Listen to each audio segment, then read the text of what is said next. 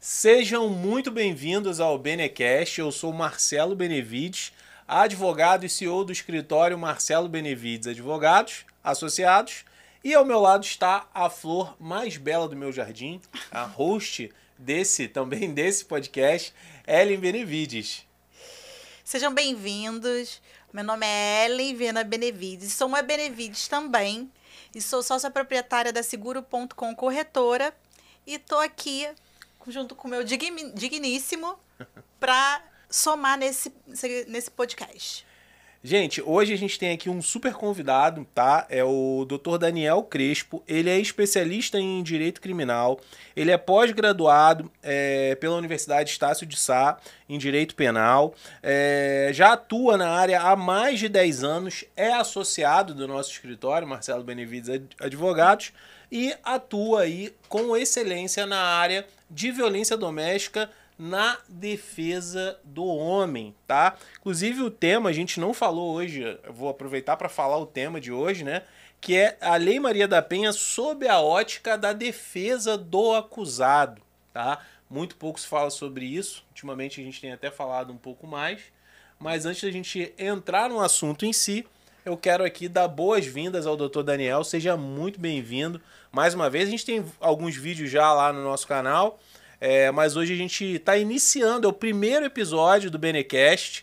Antes a gente até colocava algumas coisas lá no Spotify, mas era trabalho de preguiçoso. Agora não, agora a gente pegava os áudios dos vídeos e colocava lá. Não, agora a gente está fazendo algo específico mesmo, a gente vai começar aqui com uma série de convidados. Para você que já nos acompanha aqui no canal, tenho certeza que você vai gostar bastante. Doutor, seja muito bem-vindo. É um prazer, mais uma vez, a gente poder falar sobre esse tema, né? Que é um tema tão polêmico e muitas pessoas não entendem, não sabem muito bem como é que isso funciona. E hoje a gente vai poder esclarecer muitas dúvidas aqui. Tenho certeza que vai ser um bate-papo bem legal. Obrigado pelas honras, meu amigo. Obrigado. Obrigado, Ellen, também. Obrigado ao público. E a gente está aqui para fazer esse bate-papo aí, tirar as dúvidas do pessoal e poder abordar esse tema aí que tem sido cada vez mais relevante, né? Tem havido tantos debates, tantos casos famosos na atualidade, então se faz necessário a gente abordar esse assunto, visitar esse assunto. Tá muito em voga, né, esse assunto. A gente vai falar sobre alguns temas polêmicos aqui, vamos falar de casos específicos, como é o caso da Nayara Azevedo, o caso da Ana Hickman, que são os mais recentes, mas a gente vai falar sobre outros temas também polêmicos, né, como, por exemplo, a questão da Maria da Penha, do caso Maria da Penha, que originou a lei, né, há muita polêmica nesse sentido, há muita discussão sobre se foi ou não uma falsa acusação, e hoje a gente vai poder falar aqui sobre isso. Mas eu queria já fazer uma pergunta aqui, já vou colocar fogo aqui na lenha. Já vou colocar a lenha no fogo, né? Excelente. Vamos a gente lá. já começa quente. Olha só, você já foi muito xingado por defender homens, ou até mesmo por exercer a tua função como advogado criminal, advogado penal. Você já ouviu muito xingamento, muita gente já... você só quer defender bandido e tal. Você já ouviu muito isso? Fala um pouco pra gente sobre isso. Olha, infelizmente, meu amigo, o tempo todo. Assim, online, nos nossos vídeos, você sabe, as pessoas indo no YouTube vão poder confirmar isso. Infelizmente, as pessoas confundem, né, a questão da defesa do acusado, que todo mundo merece defesa, independente do tipo de crime que lhe é imputado, todo mundo merece defesa, todo mundo merece ser ouvido, merece ser assistido, e as pessoas confundem como se eu estivesse apoiando aquilo ali, a ação, suposta ação que a pessoa está sendo acusada. E não é nada disso, a gente está defendendo ali, está dando direito de defesa da pessoa, a gente não está apoiando, da mesma maneira que eu, como especialista na Lei Maria da Penha, eu não sou favorável a que homem bata em mulher, pelo contrário, assim, a gente sempre faz essa ressalva nos nossos vídeos e tudo, porque às vezes algumas pessoas não entendem, isso não fica claro. E as pessoas reclamam nos comentários, falam que a gente tá sendo machista, que a gente tá sendo, sabe? Então, e quando não... Que a gente tá sendo a favor do patriarcado. A favor do patriarcado, pelo amor de Deus, a gente tá sendo garantista, a gente tá só querendo que as pessoas tenham direito à defesa e todo mundo saiba dos seus direitos, né?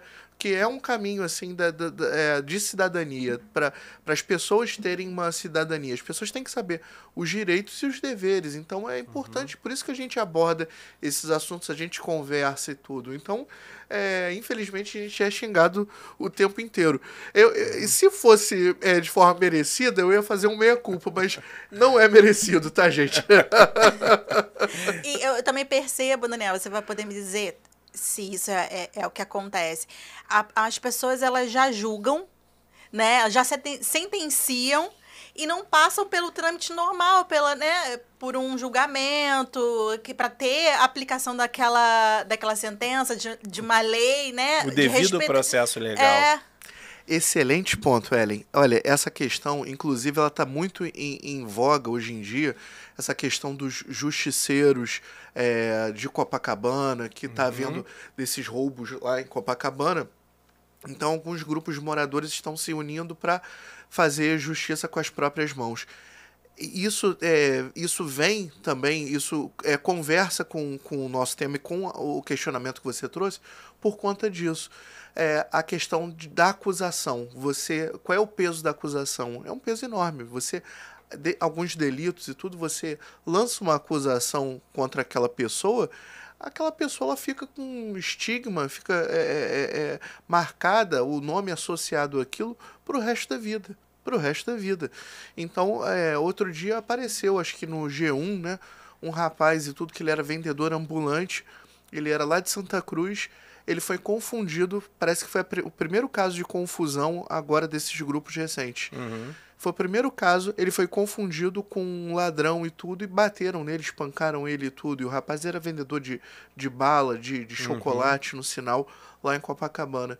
Então é muito complicado essa questão da acusação, de você não respeitar o devido processo legal, você já achar que porque a pessoa é acusada, a pessoa é culpada, isso acaba sendo uma presunção, né?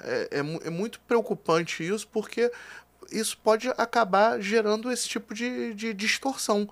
Uma pessoa que não tinha nada a ver com nada, um trabalhador, e foi justiçado na rua, enfim, dessa maneira covarde, digamos assim. E uma outra questão, tem até um filme, agora eu não lembro exatamente o nome, depois vai aparecer na tela aí para vocês, é o nome do filme, que é um filme com o Jamie Foxx e com um ator que fez aquele filme Creed, recente, do Sylvester Stallone, que é um filme sobre exatamente isso, a história de um cara que ele foi julgado e ficou preso durante anos, né? E, na verdade, ele nem sequer deveria ter sido preso porque ele era inocente, e depois, lá no futuro, conseguiram anular a decisão, a sentença e tudo mais.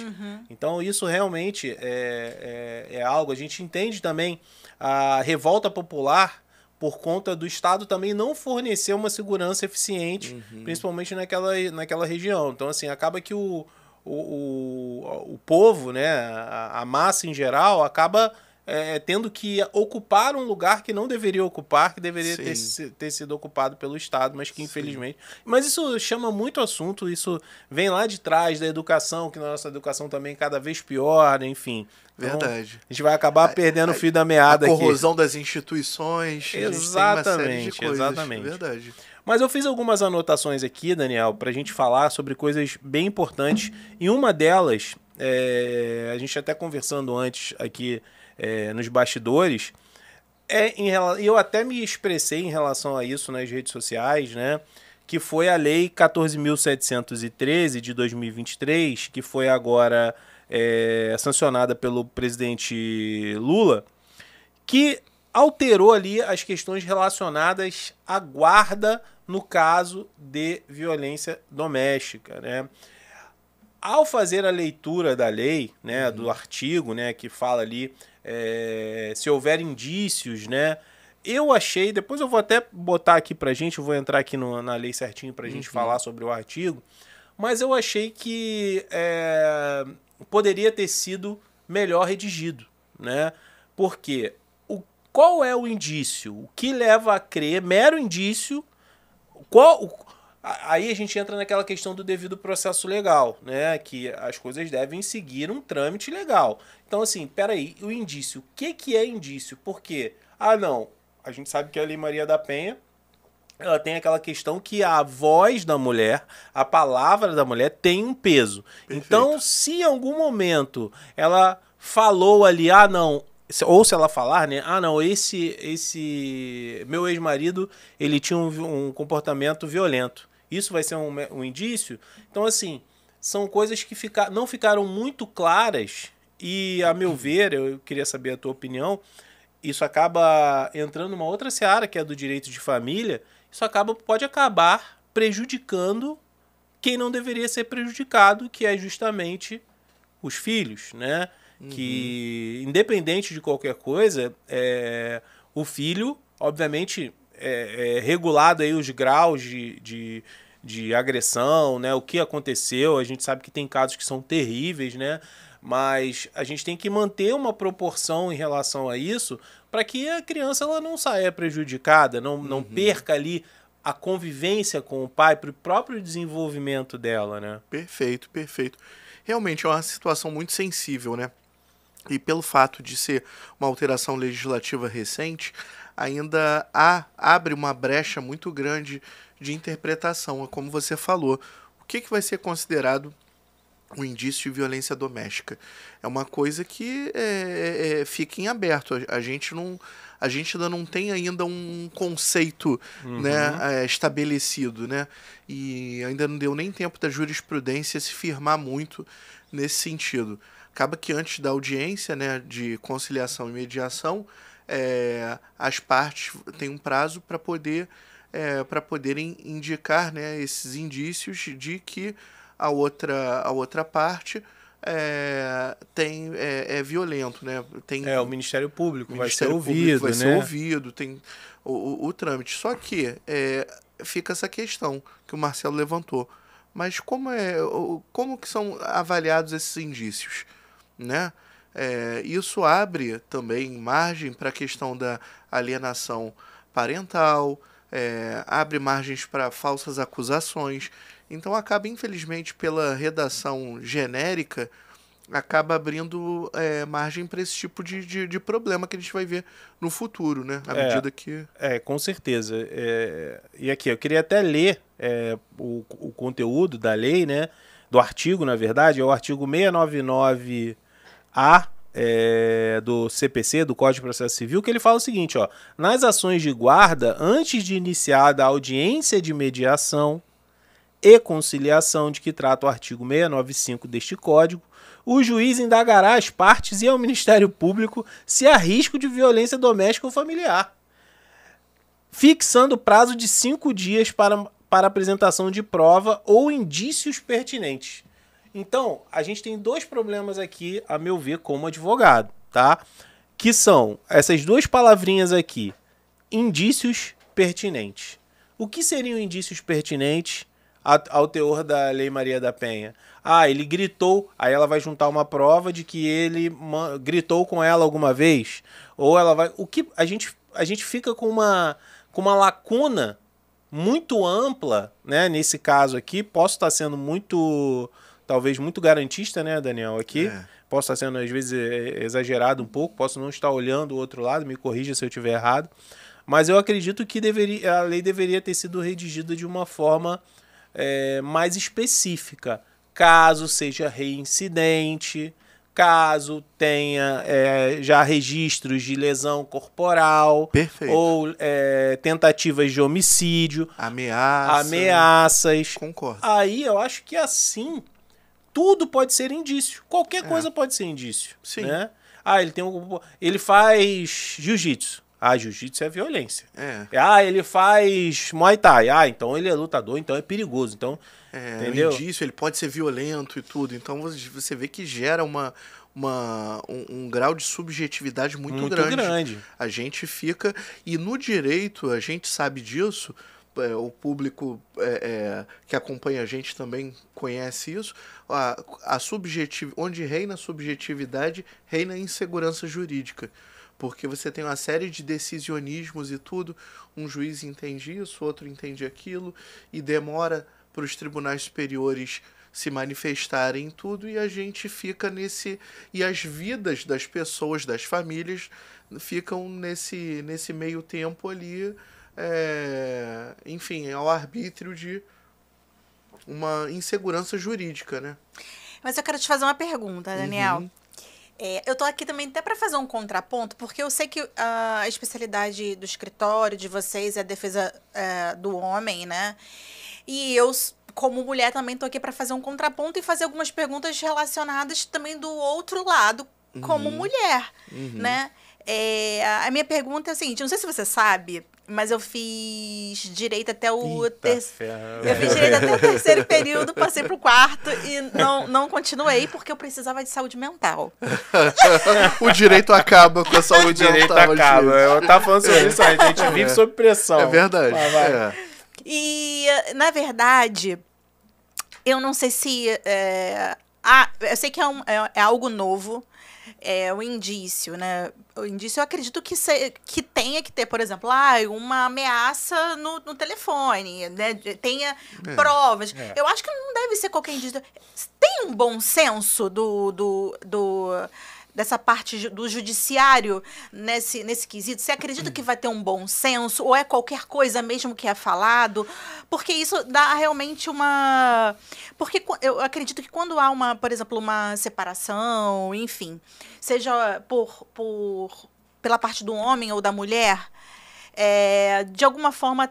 Somos seres humanos, independente do sexo, tem aquela pessoa que tenha uma fé, que não tenha uma honestidade, e isso pode ser para os dois lados. Claro. Então, ela, de alguma forma, o homem ele pode agir de má fé com a mulher, assim como a mulher pode agir de má fé com o homem, né? Nessa questão de vingança, dependendo do que aconteceu no relacionamento. Mas... você acredita que há um bom senso do judiciário com relação a isso? Você acredita que vai realmente abrir brecha para qualquer coisa que é dita, sem provas que vai ser...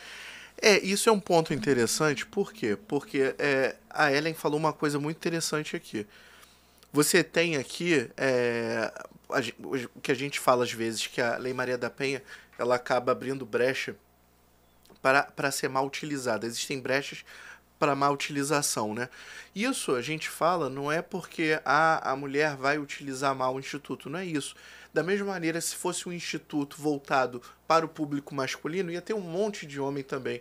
A gente não tá aqui fazendo guerra dos sexos, passando a mão na cabeça de homem, assim pensando, bonzinho e tudo, não é? A gente não tá entrando nessa seara. É porque acaba que a Lei Maria da Penha ela confere um peso especial à palavra da mulher.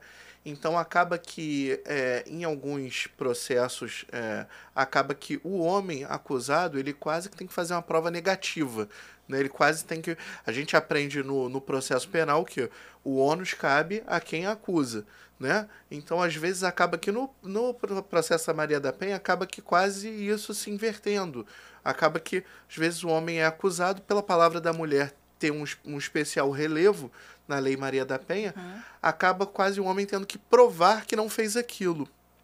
Então, é um instituto que abre portas para ele ser mal utilizado. A gente entende a questão da violência sistemática contra as mulheres, enfim, uma cultura de décadas, de séculos, eu diria, né? De realmente opressão em relação à mulher.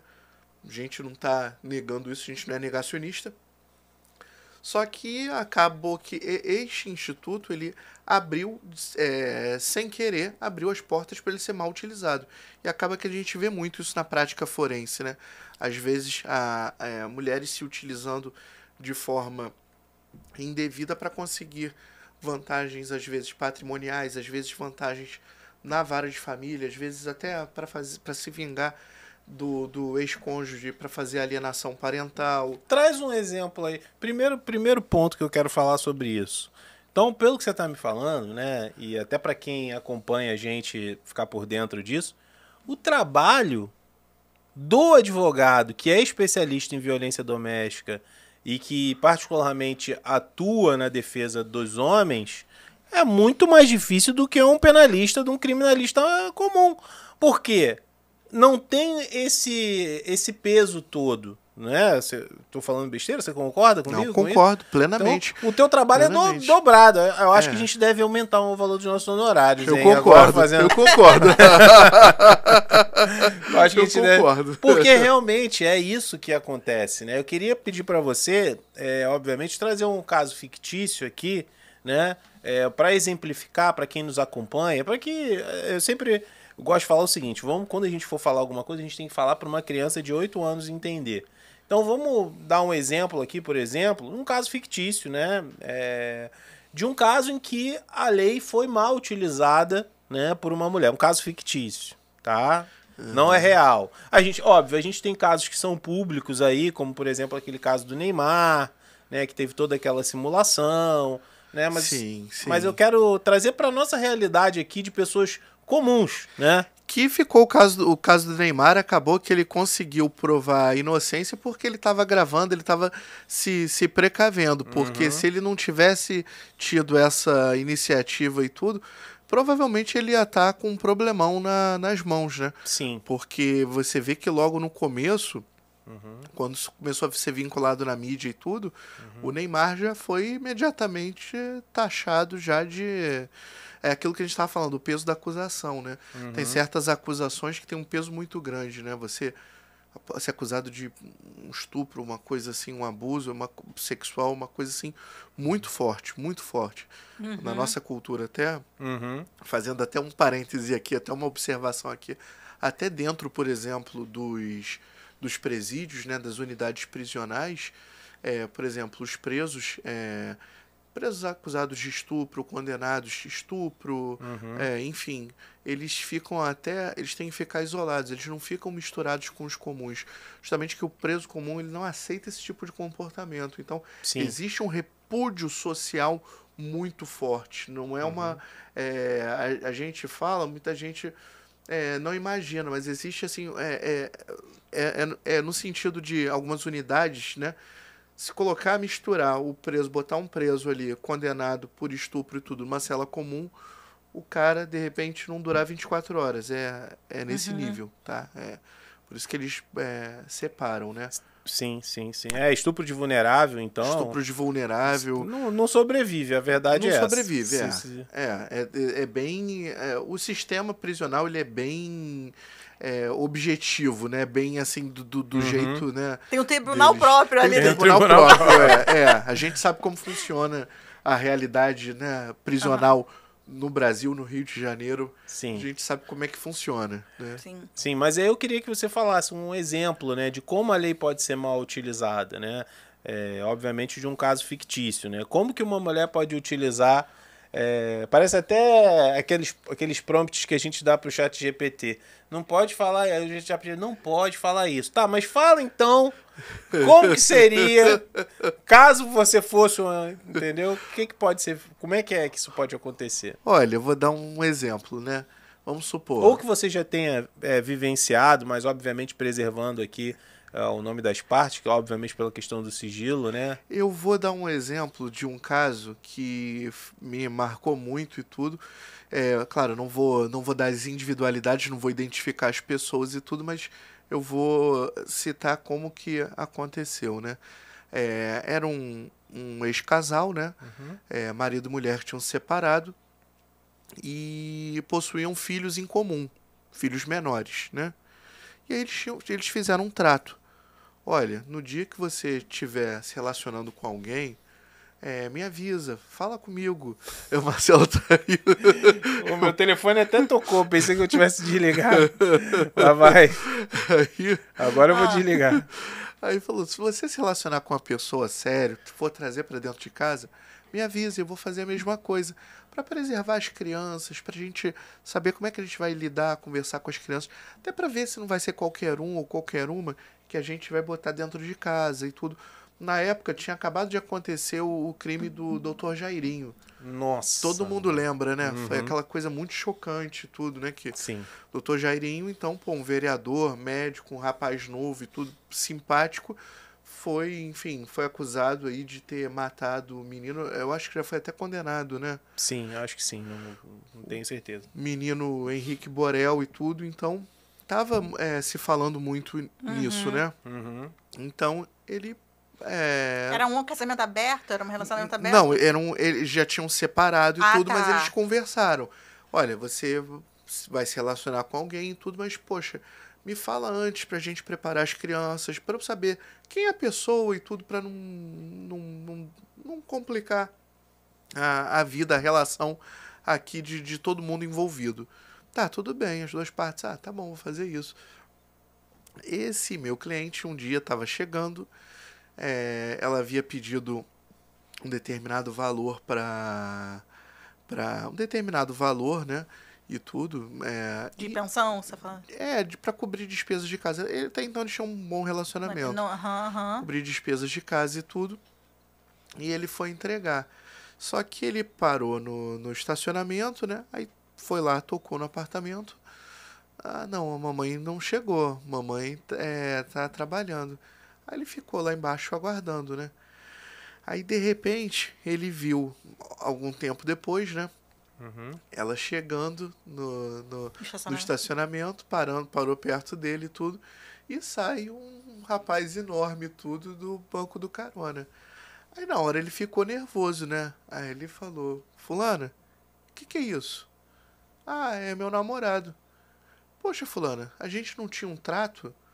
Aí ela ainda falou, não, as crianças gostam dele, as crianças já conhecem ele. Aí ele falou, então não é a primeira vez que você bota ele dentro de casa. Ele vai o quê? Ele vai dormir? Ah, ele vai dormir sim e tudo. Aí ele falou, pô, isso não foi que a gente combinou, poxa. Eu só tô sabendo disso porque eu fiquei aqui no estacionamento, pô. Como é que você faz uma coisa dessas e tudo? Não sei o que. E aí o acordo acabou. E aí o acordo acabou. E eu quero fazer um corte sobre isso, muito importante, antes de você concluir. Desculpa eu te interromper, já tô aqui, ó, o senhor interrupção. É seguinte, meu nobre, meu caro, se tem um conselho que a gente pode dar para alguém que está passando por não precisa ser por um processo de violência doméstica, mas por alguém que está passando por um processo de separação e divórcio. Se você tem um ótimo relacionamento com a sua ex-esposa, se vocês são amigos, se vocês se dão bem, se tá tudo ótimo, se a divisão, a partilha de bens vai ser tudo perfeito, vocês já combinaram, ela concordou, um vai ficar com isso, outro com aquilo, o carro, a casa, os valores. Ótimo, isso é maravilhoso, parabéns para vocês. Só não cometa o erro que essa pessoa cometeu. Faça um acordo, né? Procure um escritório de advocacia, que seja especialista em direito de família. Nós temos a doutora Maria Helena Seabra, que é a minha sócia lá no escritório, e é ótima. Vocês podem falar com ela. E façam o seguinte, botem tudo no papel que vocês decidiram e peçam para o juiz homologar. E o Ministério Público, se tiver crianças menores, né? Por o Ministério Público homologar. Para quê? Para que vocês tenham paz e tranquilidade na vida de vocês.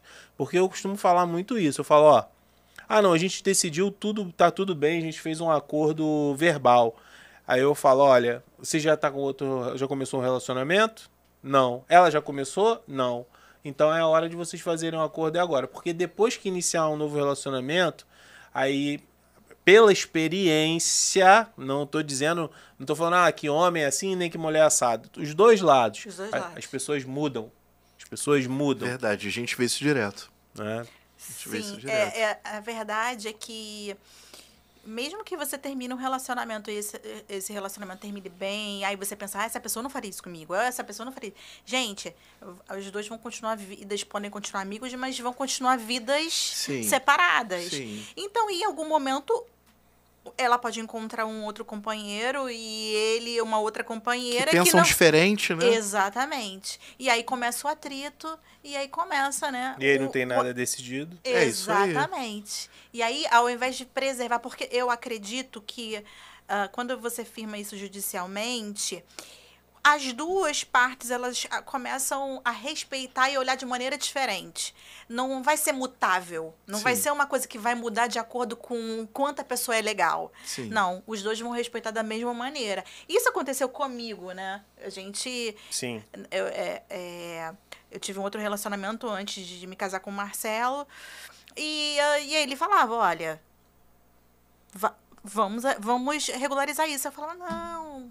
Isso lá atrás, há muitos anos atrás. Ah, mais de 10 anos. Deixa eu resolver isso. Não. Aí quando não era mais tão legal, né? Que não passou a não respeitar, e passou, enfim. E aí que a gente, de fato, teve que entrar com uma ação judicial para respeitar o que é determinado. Porque são tantos detalhes, né, nessa questão. Acaba que a gente está falando aqui de defesa do acusado, né? Mas a gente também fala muito sobre a defesa do homem nos casos de direito de família também.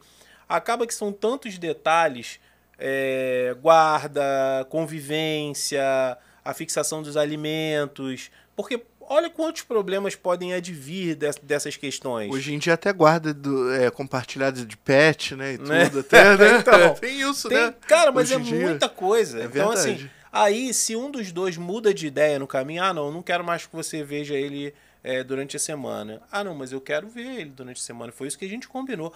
Não, mas agora esse valor que você está me pagando é muito pouco, eu quero o dobro. Não, mas espera aí, a gente combinou esse valor, isso é para isso. Não, mas ele está gastando mais. E aí, como é que faz? E aí, depois, isso pode acontecer dos dois lados, porque o homem também pode falar, não, olha, eu estava pagando isso, mas agora eu não posso mais pagar porque eu não tenho mais condições. Então, aí o que isso vai acontecer? Vai acabar originando vários processos judiciais de pedido de pensão alimentícia, regulamentação de guarda e convivência, né, enfim, e várias questões. Então, esse foi o grande erro que ele cometeu, de não ter homologado. E olha, é uma ação muito... apesar de ter a sua complexidade por tratar de partilha de bens menores, né, uma dissolução, às vezes, de uma união estável ou um divórcio, por incrível que pareça, é uma das coisas na justiça que anda rápido. Em média, em 6 meses, você consegue resolver isso judicialmente. Um caso com menores, 6, 8 meses já tá ali resolvido, né? Então, assim, e você consegue unir tudo num processo só. Sim. Se você for brigar, são vários processos, né? É o divórcio, é a partilha, é a extinção de condomínio. Com certeza. E aí vai uma martelada de dinheiro embora também. É muito mais extenso, custoso, né? Exatamente. É mais econômico você fazer um acordo, né? Aproveitando que a gente abriu esse... E previne muita dor de cabeça, né? Pô, só previne. Só previne. A melhor coisa que tem é você deitar, colocar a cabeça no travesseiro e dormir com tranquilidade. Isso pra mim não tem preço. Exatamente. Com não certeza. tem preço. É você, poxa, decidi, resolvi tudo com ela, agora eu vou descansar tranquilo. Ou você ficar sofrendo, às vezes, né, o homem sofre ameaças também, né? Vou te processar. Sim. No outro dia eu estava vendo uma matéria até falar sobre isso com você, sobre violência processual, né? Que ela ocorre tanto do homem quanto da mulher, né? E é muito complicado, né? Você não ter as coisas bem definidas, né? Sim. Você queria falar.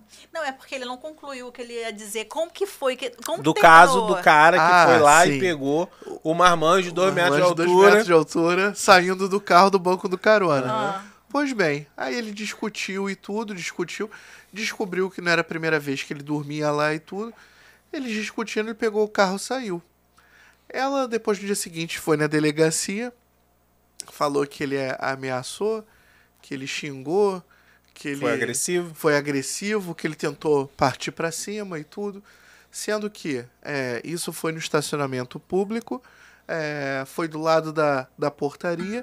Ela simplesmente foi na delegacia, ela não arrolou nenhum porteiro, nenhum empregado do condomínio como testemunha, não trouxe nenhuma prova através de câmeras, nada, e enfim, e acabou que na condução do processo na primeira instância, infelizmente a magistrada condenou, a gente está recorrendo, a gente tem boas chances de reverter isso, mas para vocês verem como a questão às vezes da palavra da sedizente vítima, da suposta vítima, acaba tomando um vulto, né? por conta disso.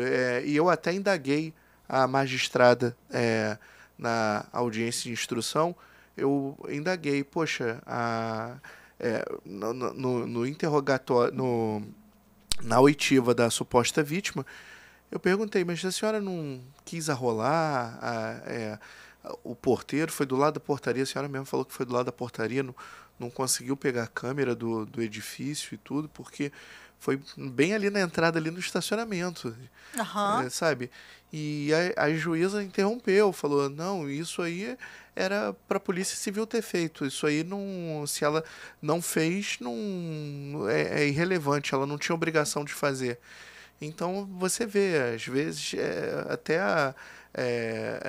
já tem uma... sabe, um peso já... Já tem um peso, já, e é aquilo que a gente falou, às vezes o acusado ele tem que produzir praticamente uma prova negativa, ele tem que provar que ele não fez aquilo, sabe? Aí a gente tem que provar, tem que... É praticamente um trabalho de detetive. Um trabalho de detetive, sabe? Quando era ela que está acusando, foi na Polícia Civil, a Polícia Civil era para ter levantado esses dados, né? Não foi na frente de uma câmera? São perguntas simples ali que eles podiam fazer na hora ali do registro de ocorrência. Foi na frente de uma câmera e tudo? Sim, foi do lado da portaria. Poxa, o porteiro estava lá? Tava. Ótimo. Dá o nome dele aqui, o contato dele, a gente ouve ele e pronto. Mas ela alegou que a agressividade ou agressão ou ameaça do que ela disse foi em relação a ela ou a pessoa que estava com ele? Não, em relação a ela. Em relação a ela. Aí falou, em relação a ele, ela não mencionou. Não mencionou, mas ela falou que ela foi ameaçada, que ele teria mostrado arma e tudo. Esse meu cliente falou, eu nem tenho arma. Falou que, enfim, foi ofendida e tudo. São coisas que poderiam ter sido supridas ali através de simples diligências, né? Oitiva do porteiro que estava ali do lado e uma câmera que estava ali em cima ali, enfim. E eu te falo, é porque assim... também tem a ver e casa com aquilo que a gente estava falando. Às vezes duas pessoas teoricamente são amigos, ela já estava em outro relacionamento com uma outra pessoa que pode ter sido influenciada por uma terceira pessoa, que é o namorado, para fazer isso, porque fere o ego da outra pessoa que estava do lado. Justamente. E aí a pessoa já está envolvida emocionalmente.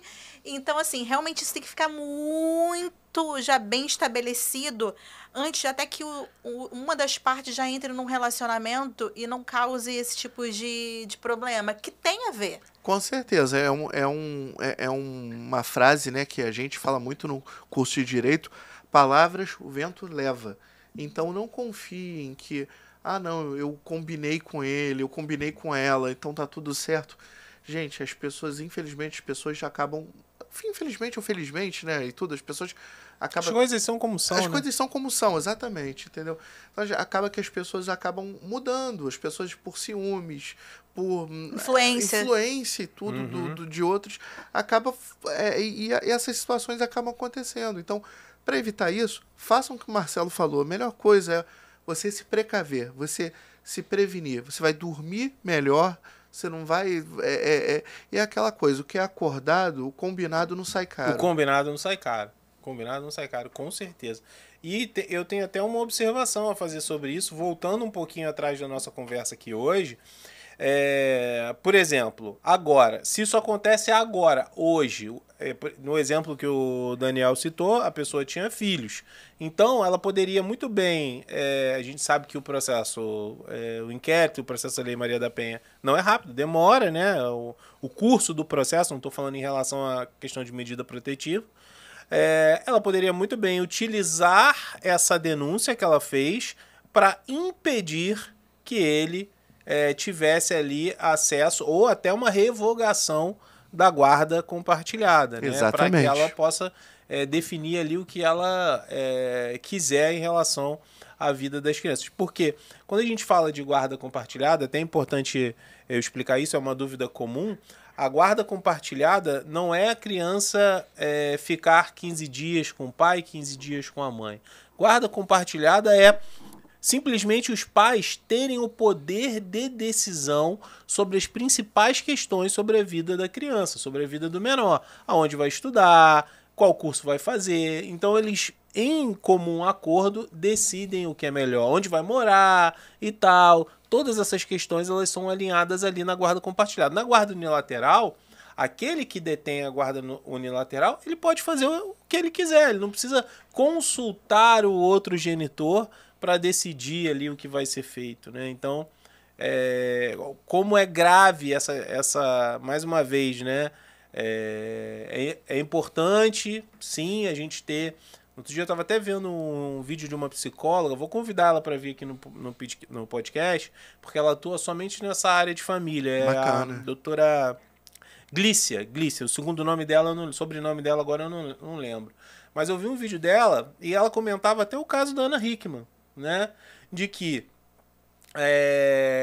a Ana Hickman tinha conseguido a medida protetiva, mas que a medida protetiva não impedia que ele tivesse acesso ao filho, né? Acho que eles têm um filho, né? Uhum. Que ele não tivesse, que ele poderia ter acesso ao filho, conversar com o filho, falar com o filho. Até porque, se não há uma orientação legal nesse sentido, isso pode acabar prejudicando a própria Ana Hickman, né? Que não está permitindo ali que o filho tenha acesso ao pai. Pode configurar uma alienação parental. Sim. Pô, Marcelo, mas mesmo nessa situação em que ela sofreu uma agressão, porque ela sofreu uma agressão, porque independente de tudo, até porque uma coisa que o Daniel falou, ainda não houve o julgamento final, a gente não tem uma sentença, a gente não tem uma condenação, muita coisa ainda vai acontecer ali, e a criança, ela muitas vezes ela não entende isso, né? Ela tá totalmente alheia a essa situação e ela sente falta do pai, né? Claro, com ela certeza. sente falta do pai, então é uma questão. E aproveitando que a gente está falando aqui de Ana Hickman, né? Agora... E foi importante, desculpa interromper, meu amigo, Aham. mas foi muito importante essa observação, porque essa diferenciação que você fez, essa explicação que você fez da guarda compartilhada, porque é um conceito muito comum. As pessoas acham que guarda compartilhada fica 15 dias com um, fica 15 dias com o outro. Isso aí é convivência. É. Convivência, ela pode ser uma convivência alternada, que a gente chama, né, no direito de família. Então a criança ela pode ficar um pouco lá durante de quinta a sábado fica com o pai, de domingo a quarta com a mãe. Isso aí também é tudo decidido. A melhor maneira de resolver isso é por escrito, ou num acordo. Eu, particularmente, e eu acredito que alguns magistrados também, o Ministério Público também tem essa consciência, que é melhor que as partes resolvam. Eu já vi juiz já falando sobre isso. Já vi juiz falando que não queria ter que decidir sobre essas questões. Sim. É importante que as partes resolvam entre si. É melhor do que ter uma terceira pessoa ali de fora decidindo ali. De fora decidindo. Mas, enfim... Te interrompi? Não, né? Não. Não, eu tô até preocupado agora, que eu fui chamado a atenção aqui. Ela falou, se você ficar interrompendo, eu vou te catucar. Faz parte, que um vai complementando, a gente vai complementando e vai formando raciocínio. Mas o que eu queria aproveitar aqui agora, pra gente falar, antes da gente entrar no assunto Ana Hickman, a gente acabou falando aqui um pouquinho, dessa questão do STJ. O STJ parece que agora, em relação à medida protetiva, ele vetou o prazo fixo de vigência, né? Ou a revisão. Como é que fica isso agora, Daniel? Pois é muito interessante esse tópico também, porque agora a medida protetiva ela tem um caráter praticamente autônomo, né? Tirou o caráter cautelar que havia, né? Porque tinha a questão do caráter cautelar, a medida protetiva ficava meio que a reboque de um processo ou inquérito. Agora não, agora você pode ter... Era um processo apensado, né? Exatamente. Agora você pode ter a medida protetiva sem nenhuma ação principal. Então, e você não tem mais aquele prazo, agora é a tutela inibitória, né? Então você não tem mais prazo.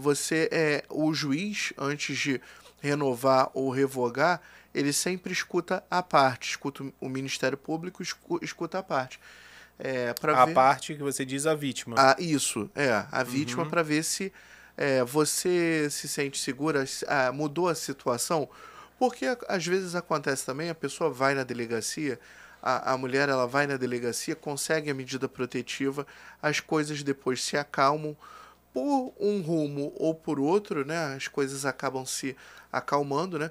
Que às vezes geralmente as medidas protetivas elas são decretadas com longos prazos, 180 dias, enfim. Então, é um prazo assim que muita coisa acaba se sedimentando, né, se resolvendo, né?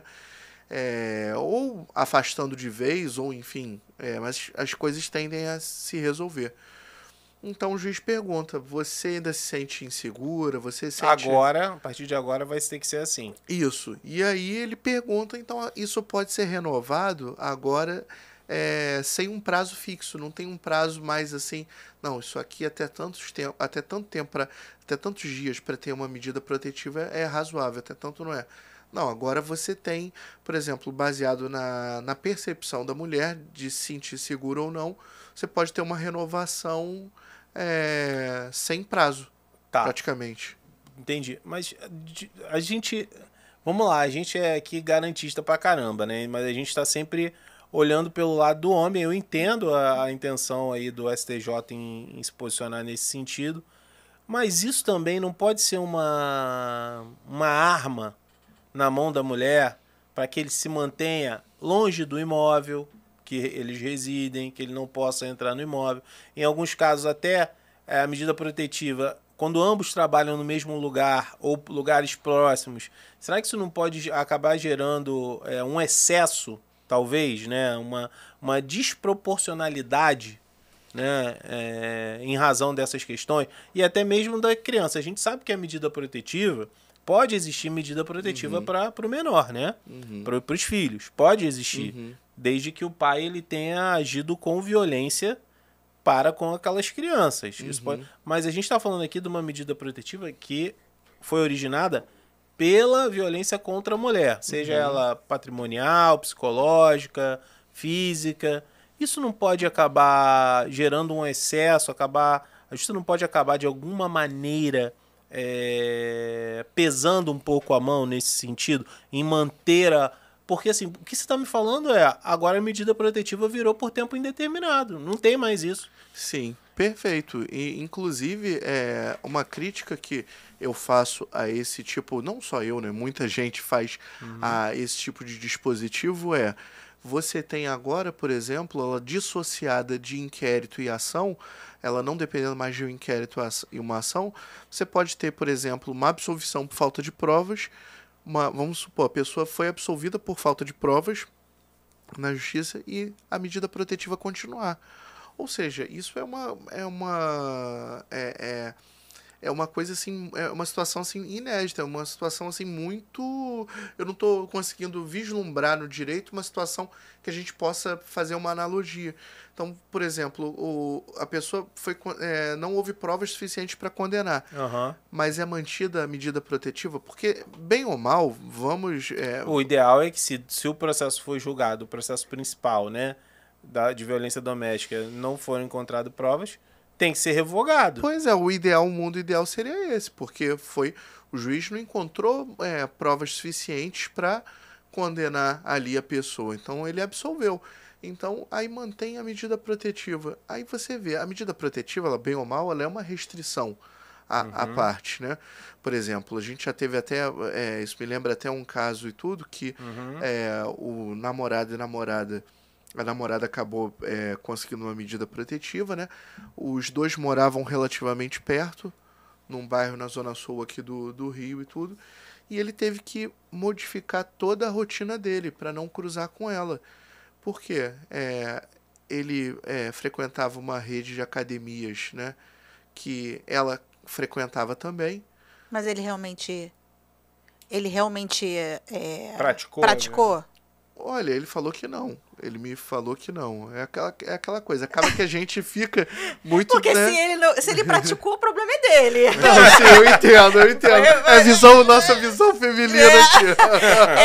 Porque que acontece? Eu também tenho algumas dúvidas. Porque assim, eu tô aqui, eu não sou advogada. Sim, sim. Mas eu tô aqui pra falar o beabá, porque muitas pessoas que estão nos vendo não têm noção. Vocês falam muito parte técnica, até mesmo expressões jurídicas, e a gente Claro, não é importante sabe. ter essa visão, né? Sim.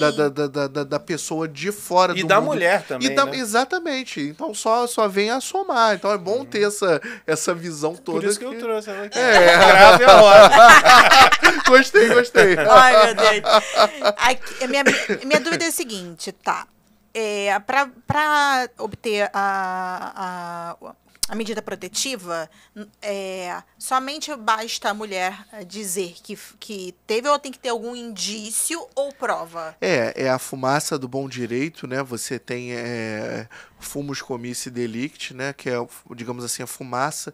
Seria algum indício. De cometimento do crime, né? E o periculo in mora, que seria o perigo na demora da prestação jurisdicional. Que se, por exemplo, Se demorar, a pessoa pode morrer. Exatamente. Vamos supor, uma pessoa que tenha sido espancada e o marido falou, ó, eu vou pra rua, quando eu voltar eu vou te matar e tudo. A pessoa vai correndo, vai na delegacia, vai lá, consegue uma medida protetiva. Realmente, isso é um caso urgente. Por quê? Sabe que tá claro. Tá na iminência de acontecer. Tá na iminência de acontecer. Tá ali, enfim, o direito, ele não pode, o judiciário não pode se furtar de apreciar aquilo e proteger aquela vida. Não, mas até uma ameaça, sem que haja também, porque assim, eu tô falando como mulher, até uma ameaça que não seja, ele não me bateu, mas ele já disse que vai me agredir, ou ele já disse que vai me matar, ou que ele vai, ou seja, se eu tenho um indício, não é dizendo só verbalmente, mas eu tenho provas. Ele me mandou mensagem, ou ele me persegue, ele manda várias mensagens, me liga diversas vezes, e são indícios, ok. Se dá, acredito que tenha como ter a medida protetiva. Não vem do nada, né? A medida protetiva, ela não vem do nada. É um ponto interessante, até essa questão, por exemplo, as pessoas perguntam, né, por que a palavra da mulher acaba tendo também um especial relevo, né, na Lei Maria da Penha? Porque os tribunais superiores, eles até fundamentam o seguinte, porque como muitas das vezes são crimes cometidos dentro de residências, em locais fechados, quartos, às vezes, por exemplo, uma casa pode morar uma família inteira, casal, avô, avó, irmão, tio, enfim. Mas, às vezes, acaba que o cônjuge ameaça a esposa, o marido pode ameaçar a esposa ali no quarto fechado. Claro, tem situações que às vezes é na frente de todo mundo, né? A gente sabe disso, mas muitas das vezes são crimes assim que são mais difíceis de serem provados, né? Então, por isso que o julgador, os tribunais superiores, eles têm essa tendência de não, vamos dar um peso especial, um relevo especial à palavra da vítima. Da mulher, né, da suporte nesse estado, a gente vai tratar o termo suposta vítima, sedizente vítima, não é porque estou querendo tirar a credibilidade da pessoa que procura as autoridades, procura a polícia ou o judiciário por conta, né, de estar sofrendo, na iminência de ter sofrido uma agressão e tudo. É porque é o termo técnico, sedizente vítima, suposta vítima. Até o trânsito em julgado, a pessoa não é considerada oficialmente uma vítima, né? Sim. Então, por isso que, às vezes, nos comentários e tudo, pô, suposta vítima, tá duvidando da palavra da mulher. Não é isso, gente. É só... E eu assim, essa questão dos comentários, né? A gente recebe muitos comentários, a gente recebe muitos haters, que é o seguinte, não adianta, isso é um ditado antigo, mas que é certo. Prego que se destaca é martelado. Então, assim, quando a gente tinha pouquíssimos inscritos no canal, sei lá, a gente tinha 5 mil, 10 mil inscritos, a gente não tinha praticamente comentário nenhum nesse sentido. Só que a gente começou a crescer muito, hoje em dia a gente está com quase 130 mil inscritos, então aí isso começou a aumentar aí, meu amigo, se prepara que é daí para pior. Normal. É normal. E a gente vive numa democracia também, deixa as pessoas se manifestarem lá do jeito que elas quiserem, enfim.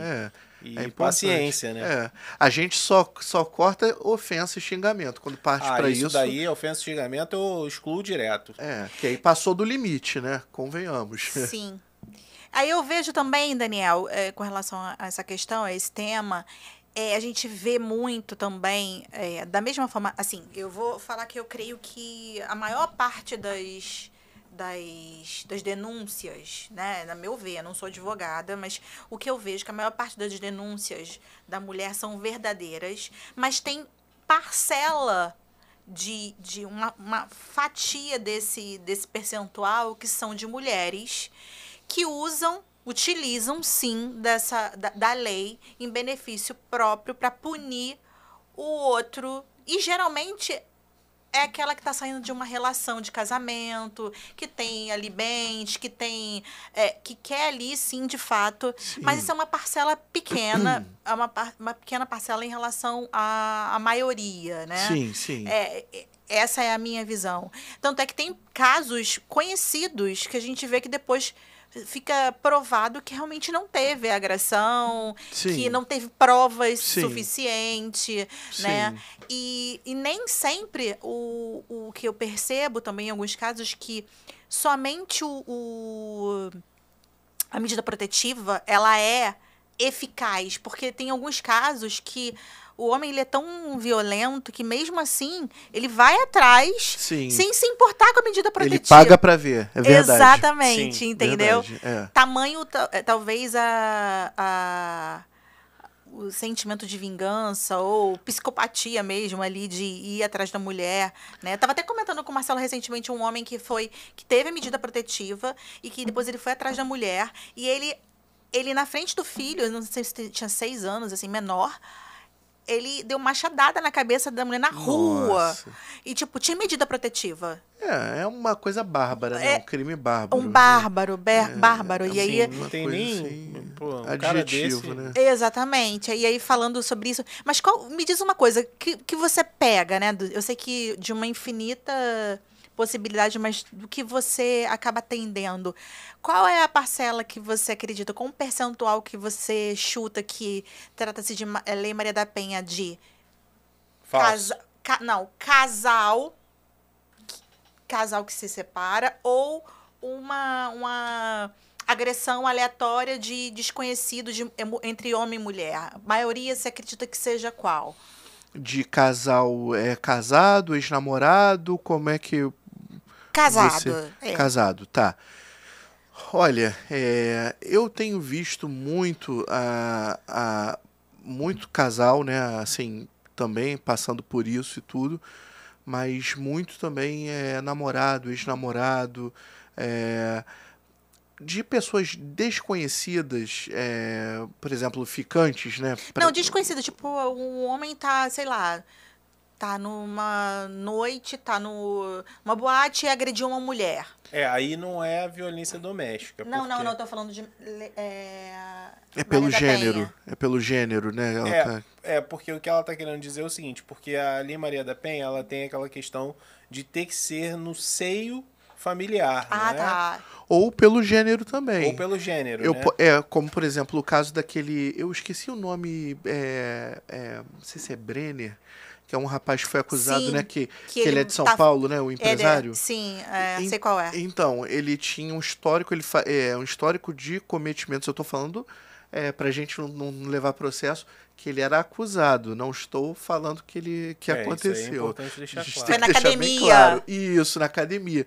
Parece que Agrediu. ele agrediu, né, uma menina, não lembro exatamente se ele tinha chamado ela para sair e tudo, ela não quis, ou ele... Sim, ele investia nela. Ele investia nela e tudo. Naquele dia eles discutiram em tudo, ele empurrou e tudo. Isso tem Gravado, eu vi o gravado, vídeo. vídeos e tudo, né? A pessoa bota no YouTube e vai encontrar também. Então isso tem... no caso ali foi considerado no âmbito da Lei Maria da Penha, porque foi considerado que ele cometeu essa violência no contexto, porque em face do gênero feminino. Porque ele foi aquela coisa. Será que se fosse um homem ele teria feito igual? Não teria feito daquela mesma maneira. Então ele já tinha até um histórico com namoradas e ex-namoradas, né? Ele tatuava... De agressões? Agressões. Caramba. Ele até tatuava a revelia da vontade delas e tudo. Acho que ele tatuou o nome dele em uma, não é? O cara era Marcou. tatuador? Não, ele pagou uma vez. Maluco mesmo. Maluco, entendeu? E pagou. Que doido, cara. Pois é, então assim, uma acusação bárbara e tudo dessas. E ele, enfim, tá rolando, ele tá preso, né, agora, ele foi para fora do país, mas ele foi deportado, né? Que você fala eu acho que ele chegou a fugir para Dubai, né? Não tenho conhecimento. Ele chegou a fugir para Dubai. Porque Dubai não tem acordo de... Eu acho que ele tentou... expatriação, né? Mas eu acho que até tem. Eu acho que ele tentou passar batido mesmo. Ele ficou morando lá, aí alguém localizou ele lá, acho que foi uma denúncia anônima. Olha, ele fugiu para Dubai, ele tá morando lá em Dubai e tudo. Aí mandaram até foto e tudo. Eu lembro que isso foi vinculado na televisão e tudo, isso passou reportagem. Ele acho que até sem camisa, falando no celular numa piscina e tudo. E aí conseguiram trazer ele de volta, né? Eu até lembro que a Polícia Federal até vinculou isso na notícia, né? Para os órgãos de imprensa, que até um dos agentes que ia buscar ele era até uma mulher. Não, era até um agente especialista em jiu-jitsu e tudo. Caramba! Porque é até um empresário forte e tudo, né? E então até para garantir que ia correr tudo bem. Caso acontecesse alguma coisa, botava pra dormir o malandro. Pois ia estar preparado. Mas ele já tinha um perfil violento, ele também era violento com o filho, ele era bem violento mesmo. A gente tá falando que ele era acusado, né? A gente não tá falando... Ele é violento segundo o que consta nas informações nos autos do processo. Exatamente, isso. A gente não tá fazendo afirmações categóricas. Exatamente. A gente tem que ter esse cuidado. Já que a gente tá fazendo aqui várias análises jurídicas aqui de casos famosos, vou deixar o da Ana Hickman pro final, que eu acho que é o mais recente, né? Mas no outro dia eu até vi um depoimento também, acho que foi da Luana Piovani, né? Ela contando, eu nunca tinha visto, né? Eu esqueci até de passar sobre a agressão, né? De como ocorreu, que foi grave, né? Do ex-namorado, acho que era na época que eles eram namorados, o Dado Dolabella, né? Ah, Dado Dolabella, sim. Parece que depois eles fizeram um acordo. Mas vamos falar dessas mais recentes agora, né? Que na verdade, eu nem sei como é que ficou esse caso, tá? Não posso nem falar sobre ele, eu só me lembrei mesmo do depoimento dela e que me chocou bastante a forma como as coisas aconteceram. Tá aí no YouTube, eu lembro que ele foi acusado, né? Eu lembro também disso, também que ele foi acusado e tudo até. Sim, não só ela, mas a camareira também. Isso, a camareira, justamente. Quebrou o braço, foi isso, que era até uma idosa, né? É uma idosa, exatamente. Já tinha mais de 60 anos. Enfim. Eu lembro disso. Mas vamos lá, vamos falar do caso da Nayara Azevedo. Assim, eu não sei. Você conhece esse caso? Sabe? Alguma coisa? Não li muito sobre isso. Você não leu muito sobre isso? O quê? Pô, você tá me decepcionando. Porque, cara, é brincadeira. Tudo que eu vou falar pra ela só tá sabendo disso agora. Pô, cara. Agora tu me decepcionou, cara. Ok. Poxa. Só tô sabendo que por fora, Vai, pela chamada que ele só dava R$1.000 pra ela do dinheiro dela. Como assim? Que isso? Era violência patrimonial patrimonial, também. justamente. Patrimonial. Parece que ele gerenciava, Isso né? me chamou atenção. R$1.000 só? Pô, R$1.000 não dá pra nada. Ela Desculpa, gente, não. Não, não quero... Isso aí já é uma coisa pra hater. Isso aí já é uma coisa pra hater. Ele falou que R$1.000 não é nada. Quer dizer que quem ganha o salário mínimo não consegue fazer... Gente, R$1.000 é dinheiro. Mas a gente tá falando de uma atriz, né? De uma cantora, né? Que tem fama nacional. Foi ela que participou do Big Brother, não foi? Foi, né? Participou do Big Brother, tá sempre... está fazendo vários shows, né? Quanto que não se ganha num show desse? E no caso dela, ela até relatou, né, um episódio que foi vinculado também na imprensa e tudo, que ela, uma vez ela precisou, tava numa turnê, tava numa outra cidade e tudo, precisou, também só tinha R$1.000 e tudo, precisou pagar uma despesa, não lembro do que, não sei se foi deslocamento, alguma despesa e tudo, só tô com R$1.000 e tudo. Ele ainda reclamou que ela tava ganhando muito, tava gastando muito. Tava gastando muito. E sendo que ela que gerava a renda, né? Ela que movimentava. Mas era marido dela? Era marido dela e parece que ele era... não sei se oficialmente ele era o empresário, ele que gerenciava, né? as finanças e tudo. E ele só passava para ela, repassava para ela esses valores. Mas assim, hoje é ex-marido. Hoje acho que já é ex-marido. Mas eu não entendi, talvez, não sei se vocês estão por dentro, porque eu não Não, vejo muito vai, essas vai. coisas. Eu não vejo muito essas coisas, não. Ela sabe mais do que ela falou, tá vendo? Aí, ó. Ela falou que não sabia, mas ó, acho que Começou a vir Mas puxar no HD. Mas a briga foi agora, que já era ex-marido há algum tempo. O que eu não tô entendendo nisso tudo é como que ele ainda tinha poder sobre o patrimônio dela. Aí eu já li, agora veio uma coisa que eu lembrei. Ó, já começou. Eu tava escondendo o jogo, Daniel. Tá vendo aí? Tava escondendo o jogo, total. Eu já li que a ex-sogra tinha uma procuração dela. Aí eu já não fui a fundo pra saber do que se tratava essa procuração, entendeu? Então, Nossa. era o ex-marido, ali a família, todo mundo tendo poder sobre o patrimônio de Nayara Azevedo. Aí a gente não sabe, né? A gente não tem acesso aí ao processo, às informações. Assim, o que eu sei um pouco dessas questões ligadas aí ao direito do entretenimento é que a gente já teve esse braço lá no escritório. Hoje em dia ele tá adormecido, não vou dizer que ele está desativado, mas ele está adormecido. A gente está sem um profissional para cuidar disso. Mas normalmente o que se faz nesses casos é que existe uma empresa e essa empresa ela passa a gerir ali os ativos do artista, né? Sim. Até porque se o artista for receber tudo na pessoa física, o Estado vai virar o maior sócio dele, né? Então não tem como, ele vai pagar muito imposto. Então, normalmente é isso que acontece. Então, talvez, assim como era o caso da Larissa Manoela, inclusive, gente, a gente tem tudo que a gente está falando hoje aqui, eu vou deixar aqui embaixo na descrição. A gente tem tudo lá no blog. Eu fiz uma análise sobre esse caso da Larissa Manoela em relação à governança corporativa. Uma coisa que eu nem falei, né? Minha área hoje é muito ligada às questões de holding, de inventário, de herança, né? De planejamento sucessório. Então a gente tem bastante conteúdo lá sobre isso. E eu também vou deixar as questões sobre revogação de medida protetiva. Mas o que a gente falou aqui? Lei Maria da Penha no sobre geral. a Lei Maria né? da Penha de uma forma geral, vou deixar aqui para vocês lerem lá e depois deixem lá a opinião de vocês nos comentários, o que vocês acharam. Sem xingamentos. Por favor. Não, pode xingar, eu excluo direto. Quando eu vejo lá seu F, eu já excluo, bloqueio, entendeu? É verdade. Mas, assim, normalmente voltando ao assunto, normalmente o que acontece é isso.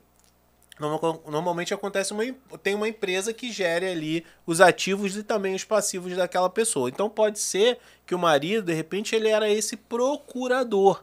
Ele era essa pessoa que cuidava ali, ou sócio dessa empresa também, a gente não sabe, e ele tinha ali, de repente, o controle financeiro, né? E muitas vezes a pessoa não tem. Atuava como empresário, a gente não sabe. Sim. Mas, especificamente falando da parte mais técnica do negócio, né?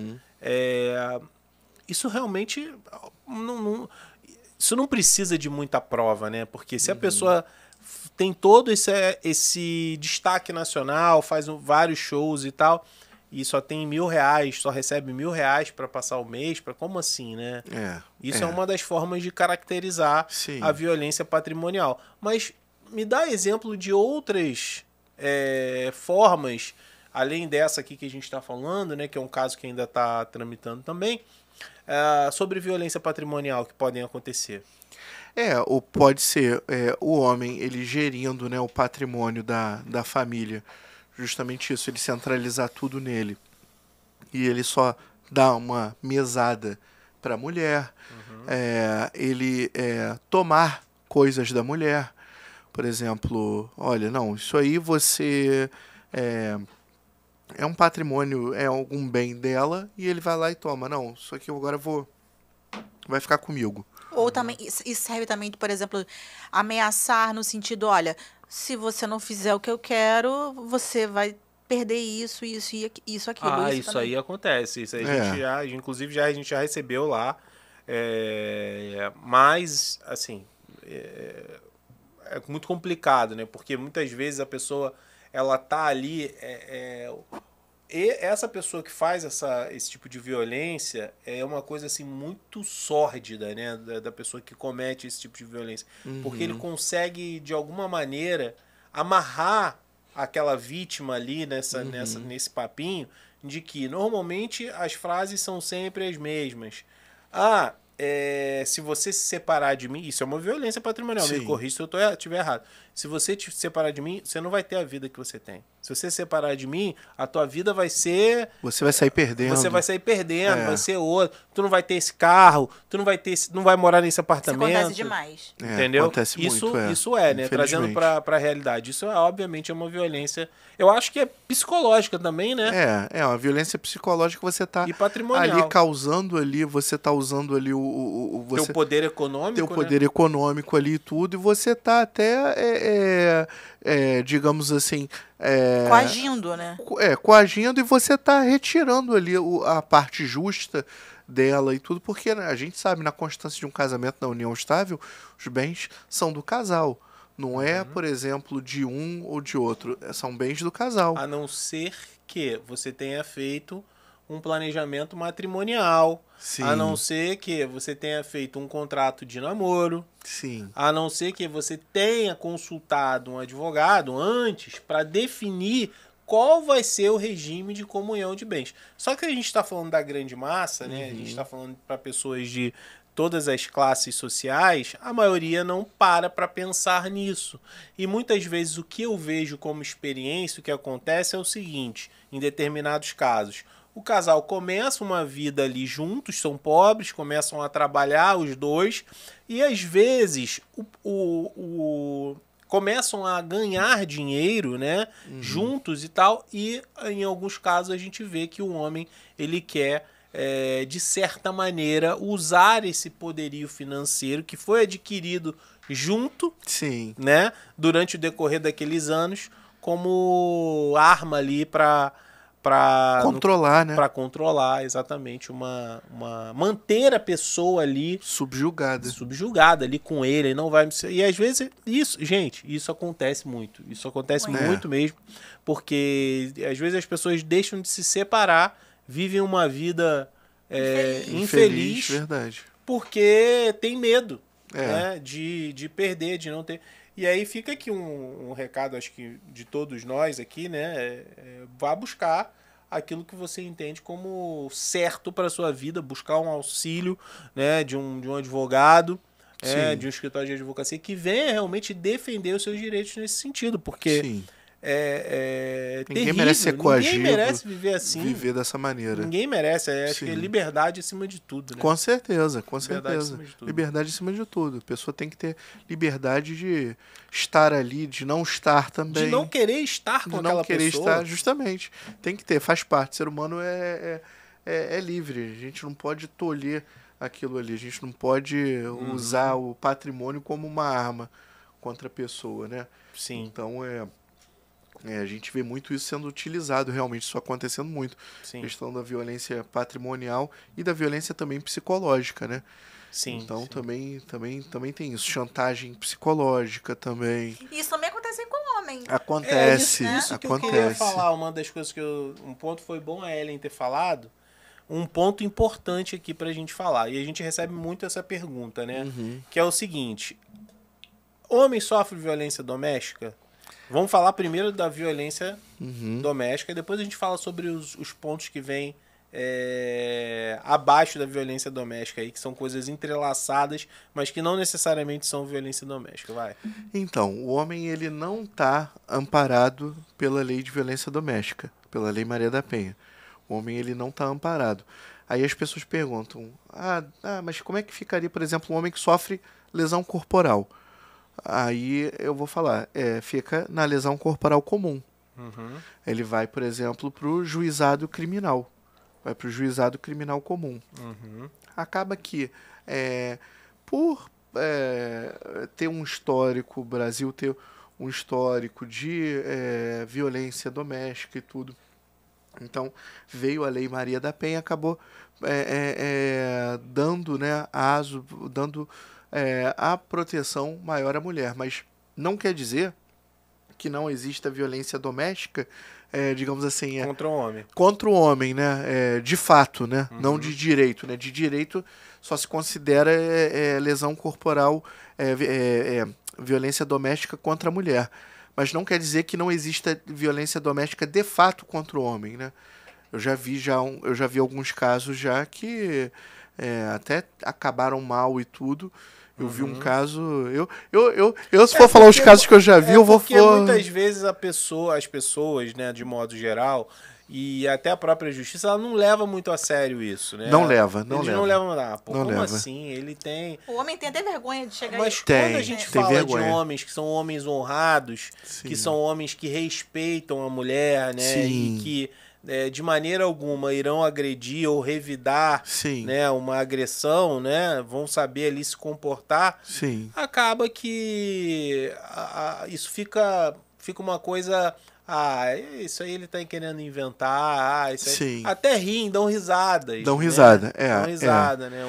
Homem sofrendo. Mas sofre violência psicológica também. Sofre. Isso também acaba. E pode contar aqui um caso, pode falar aqui, né? Obviamente, a gente tá aqui isso hoje mesmo. Hoje, nossa. Conta. Agora. Hoje aqui nós estamos com o nosso momento fofoca. Momento fofoca. Não, a gente não vai falar nomes, a gente respeita o sigilo, né? Mas a gente pode contar aqui casos fictícios, Daniel. Nada disso aconteceu, gente. Fanfic. É tudo fanfic aqui. Fanfic. Acaba, por exemplo, acontece. A gente estava falando da coação do homem e tudo. Existem também mulheres também que fazem também, ó. Se você terminar comigo, vou tornar sua vida um inferno. Acaba que, por exemplo... A gente teve um caso agora recente que a ex-mulher ficou na frente da casa, aí a outra foi lá e jogou uma lata de tinta nela. Não sei se você viu isso. Eu ia até te mandar isso. A gente tava vendo isso até ela... Eu não lembro agora o caso, né? Depois eu vou pedir pra Luísa pesquisar, de repente ela botar passando aqui um quadradinho aqui. Mas ela foi lá e tacou a lata de tinta na ex-mulher e tal. Enfim, porque ela tava indo lá, né? E isso é uma forma de... a gente tem recentemente a questão do crime de stalker, né? Ela tava praticando ali exatamente... Né? É verdade. Porque qual é a lógica da pessoa? Ela fala assim, a rua é pública, eu tô aqui, a rua é pública. A outra pega uma lata de tinta branca. Eu acho que eu vi isso. Eu vi isso. E taca a lata de tinta Eu acho que é no exterior até, não é? Ou aqui no Brasil? Aqui no Brasil. Brasil. Mas eu já vi esse vídeo. Uma também que ficou marcada pra mim foi uma que não não foi tão recente assim. Foi de uma policial civil. E ela começou a perseguir o cara, porque eles começaram a sair, depois o cara não quis mais. E ela começou a perseguir ele, ameaçar ele. Eu vi isso. Salvo engano, ela era até professora, não era? Não, eu não vi ser professora, mas ela realmente começou a ameaçar. E, tipo, mandar mensagens, mais 100 mensagens, ficar em cima. Eu tenho medo, cara. Tá vendo? E aí, gente, e ela ficou realmente em cima. E também pelo fato de ser policial, daí ficar ali, né, aquela questão. Existe realmente um temor a mais e tudo, né? Porque aquela coisa, né, ainda é uma pessoa que tá ali com uma arma também, né? Sim. Então já gera e é aquela coisa, né? A gente sabe, claro, a gente sabe que a maioria dos policiais, até para você ser policial, você tem que passar por um exame psicotécnico e tudo. Então, a maioria dos policiais é honrada e tudo, mas tem sempre aquela minoria, né? Que, enfim, que acaba... E acabou essa pessoa se enquadrando nessa minoria. Ela foi... não foi nem afastada, né? Eu acho que ela já... Tem um termo que se dá quando a pessoa... Foi exonerada? Exonerada. Ah, tá vendo? Então, acabou que uma pessoa... Comportamento incompatível total com a profissão, né? Total. Como é que uma pessoa que investiga, uma pessoa que tem um poder até de, digamos assim, incriminar, né? E anda com uma arma... A pessoa faz isso, né? Acaba virando daqueles casos. A pessoa mata e tudo e... Enfim, eu tô fazendo uma extrapolação, tá? Tô dizendo que essa senhora seria... Ela pode chegar a esse nível, Poderia. Né? Uma pessoa com uma conduta emocional sei lá, assim, psicológica. Poderia chegar nesse patamar. E aí eu te pergunto, pode haver uma medida cautelar de afastamento para o homem num caso desse? Pois é, eu não vi... Por analogia? Pela Lei Maria da Penha, eu não vislumbro essa saída, infelizmente, porque acaba que, devido ao histórico de ter mais violência doméstica contra a mulher, não existe uma estatística oficial, né? Eu até já pesquisei isso algum tempo atrás, eu não achei nem na academia, nem em trabalho jornalístico, uma estatística oficial, uma pesquisa oficial a respeito disso, né? De percentual de homens que sofrem violência doméstica e mulheres. Mas a gente sabe que as mulheres são a maioria, né? Realmente há um histórico, um número maior um número maior de mulheres que certeza. sofrem. Muito mais. Acaba sendo parte da nossa cultura, né? Não uma sociedade em geral. Não uma parte boa, mas infelizmente não só no Brasil, mas... não só no Brasil, Tem lugares que são muito piores. Muito piores, algumas culturas que, né, os países árabes, por exemplo, né? Que a mulher pode ser até vendida, né, e tudo, que enfim, não todos, mas alguns e tudo, né? Tem lá a questão do adultério, com as penas lá de chicoteamento, apedrejamento. Acho que ainda tem isso, né? Sim. Tem alguns países, acho que a mulher não pode nem dirigir carro, né? Acho que na Arábia Saudita a mulher não podia dirigir, né? Então não pode mostrar parte do corpo, enquanto mais... imagina. Sim, tem uma série são muito restritivas em relação à mulher. Nesses países a gente sequer tem, né, tem noção de como é que seria a violência doméstica, né? Porque a legislação lá totalmente diferente. Justamente, a gente não tem uma legislação protetiva e nem uma cultura assim de proteção realmente, né? A parte, porque assim, fisicamente, vamos ser honestos aqui. Fisiologicamente, o homem ele vai ser mais forte, vai ter mais capacidade de criar danos físicos do que a mulher. Isso é fato, não é a gente não tá aqui... É por isso que o esporte tem para o homem e para a mulher, por conta justamente da questão biológica. Justamente, né? Você leu minha mente. É justamente isso, porque senão não teria sentido separar competição masculina da feminina. Ia ser tudo uma coisa só. E você vê realmente, por exemplo, determinados esportes e tudo que, por exemplo, corrida. As marcas masculinas são, por exemplo, os homens 100 metros correm em muito menos tempo do que a mulher. Mas porque o homem tem a capacidade muscular maior. Cardiorrespiratório, tudo. Tudo. Acaba implicando. Então, existe essa questão, por exemplo, a gente está falando de atletas, né? De atletas, exatamente, alto nível, né? Imagina uma pessoa comum, né? Justamente. E na minha opinião também, muitas das violências, muitas vezes as violências que acontecem com a mulher se dá por essa vantagem física em relação à mulher. Sim. Estou dizendo, nada justifica, obviamente, que um homem só vai fazer isso se o cara realmente foi um criminoso, um mau caráter, enfim. Mas esses tipos de pessoas, eles têm uma vantagem física sobre a mulher e por isso consegue, porque talvez se ela tivesse a mesma equiparação física para se defender, sim, talvez não ocorresse tantas... Com certeza. Existe a questão da capacidade de subjugar maior do homem, capacidade física. Sim. A gente tem certeza que daqui a pouco nos comentários vai ter gente, mas eu conheço mulher que é mais forte, um casal que a mulher... Mas gente, é exceção, não é a regra, fora, né? da linha das estatísticas que a gente está falando aqui, né? Com certeza, a gente está falando da regra, né? Claro que existe exceção, que a gente conhece mulheres que são muito mais fortes do que um homem médio e até, enfim, um homem que se exercita, que pratica uma atividade. Mas, contudo, porém, a regra é que o homem ele se destaca fisicamente. Sim. Né? Sim. Perante a mulher no aspecto físico. Né? Então, por isso, força. Né? Por isso existe a questão da Lei Maria da Penha, porque culturalmente, biologicamente, o homem ele tem realmente mais capacidade de causar dano numa briga,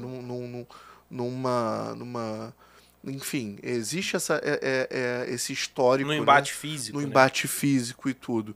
E na questão cultural também, da gente vir de uma sociedade que até até pouco tempo, a mulher precisava de permissão para casar, enfim. Existia uma série de...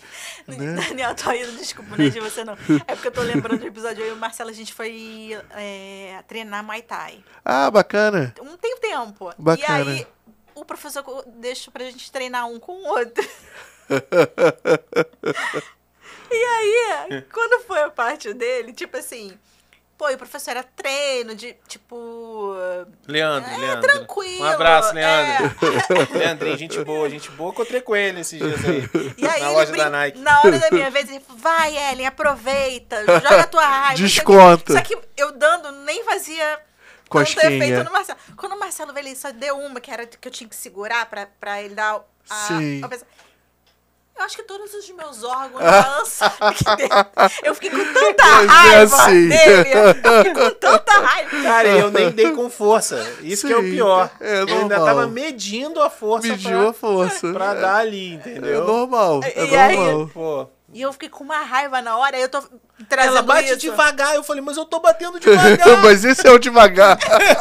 Esse não foi o rápido com força.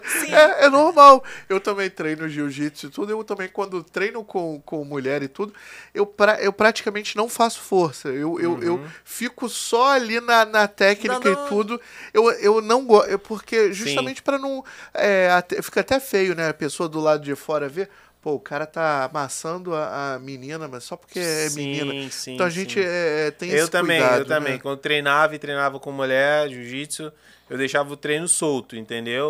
Deixava completamente solto. Faz sentido, né? Faz todo sentido, né? E até tem até o lado positivo que acaba indo mais a técnica. Você vai trabalhando mais a técnica, você... vai deixando de lado a questão da força, né? Então, por essas e outras, a gente comprova empiricamente que realmente o homem ele tem mais força realmente que a mulher. Então, existe essa disparidade, né?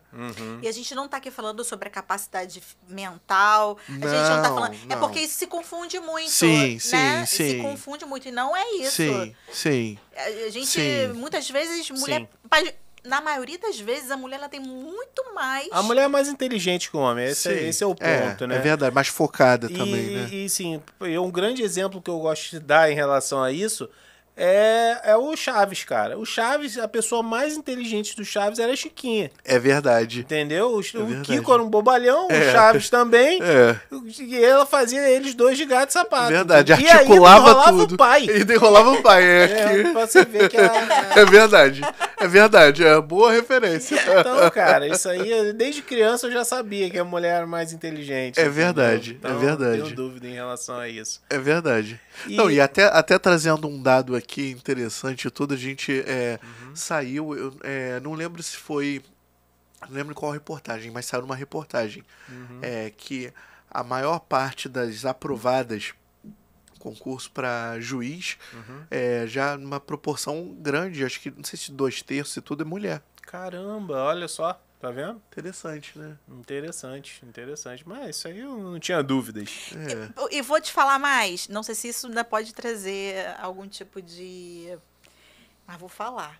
Na minha corretora, óbvio que tem mulher, tem setores que estatisticamente se dá melhor para determinado tipo de gênero. Sim. Eu, Ellen, prefiro contratar para vendas, por exemplo, né, na área de vendas de mulheres. Eu acho mesmo, Ellen? Sim. A minha experiência... Isso aí pode falar, isso aí pode. Se você falasse que era homem, aí... Aí não, tem que fazer um edit. Experiência própria. Experiência. Geralmente, mulher... dispara. A mulher tem mais jogo de cintura, ela é mais... consegue fazer mais coisas ao mesmo tempo, né? Em relação... tô falando no... tem isso também, a questão de ser multitarefa, né? Sim. Geralmente o homem, ele se concentra em fazer uma tarefa de cada vez. A gente tem a questão do foco ali e tudo. A mulher, não, eu vejo também pela minha mulher, Samantha e tudo, ela tá fazendo uma coisa, ela tá fazendo um negócio, depois ela pergunta, Daniel, você lembra disso?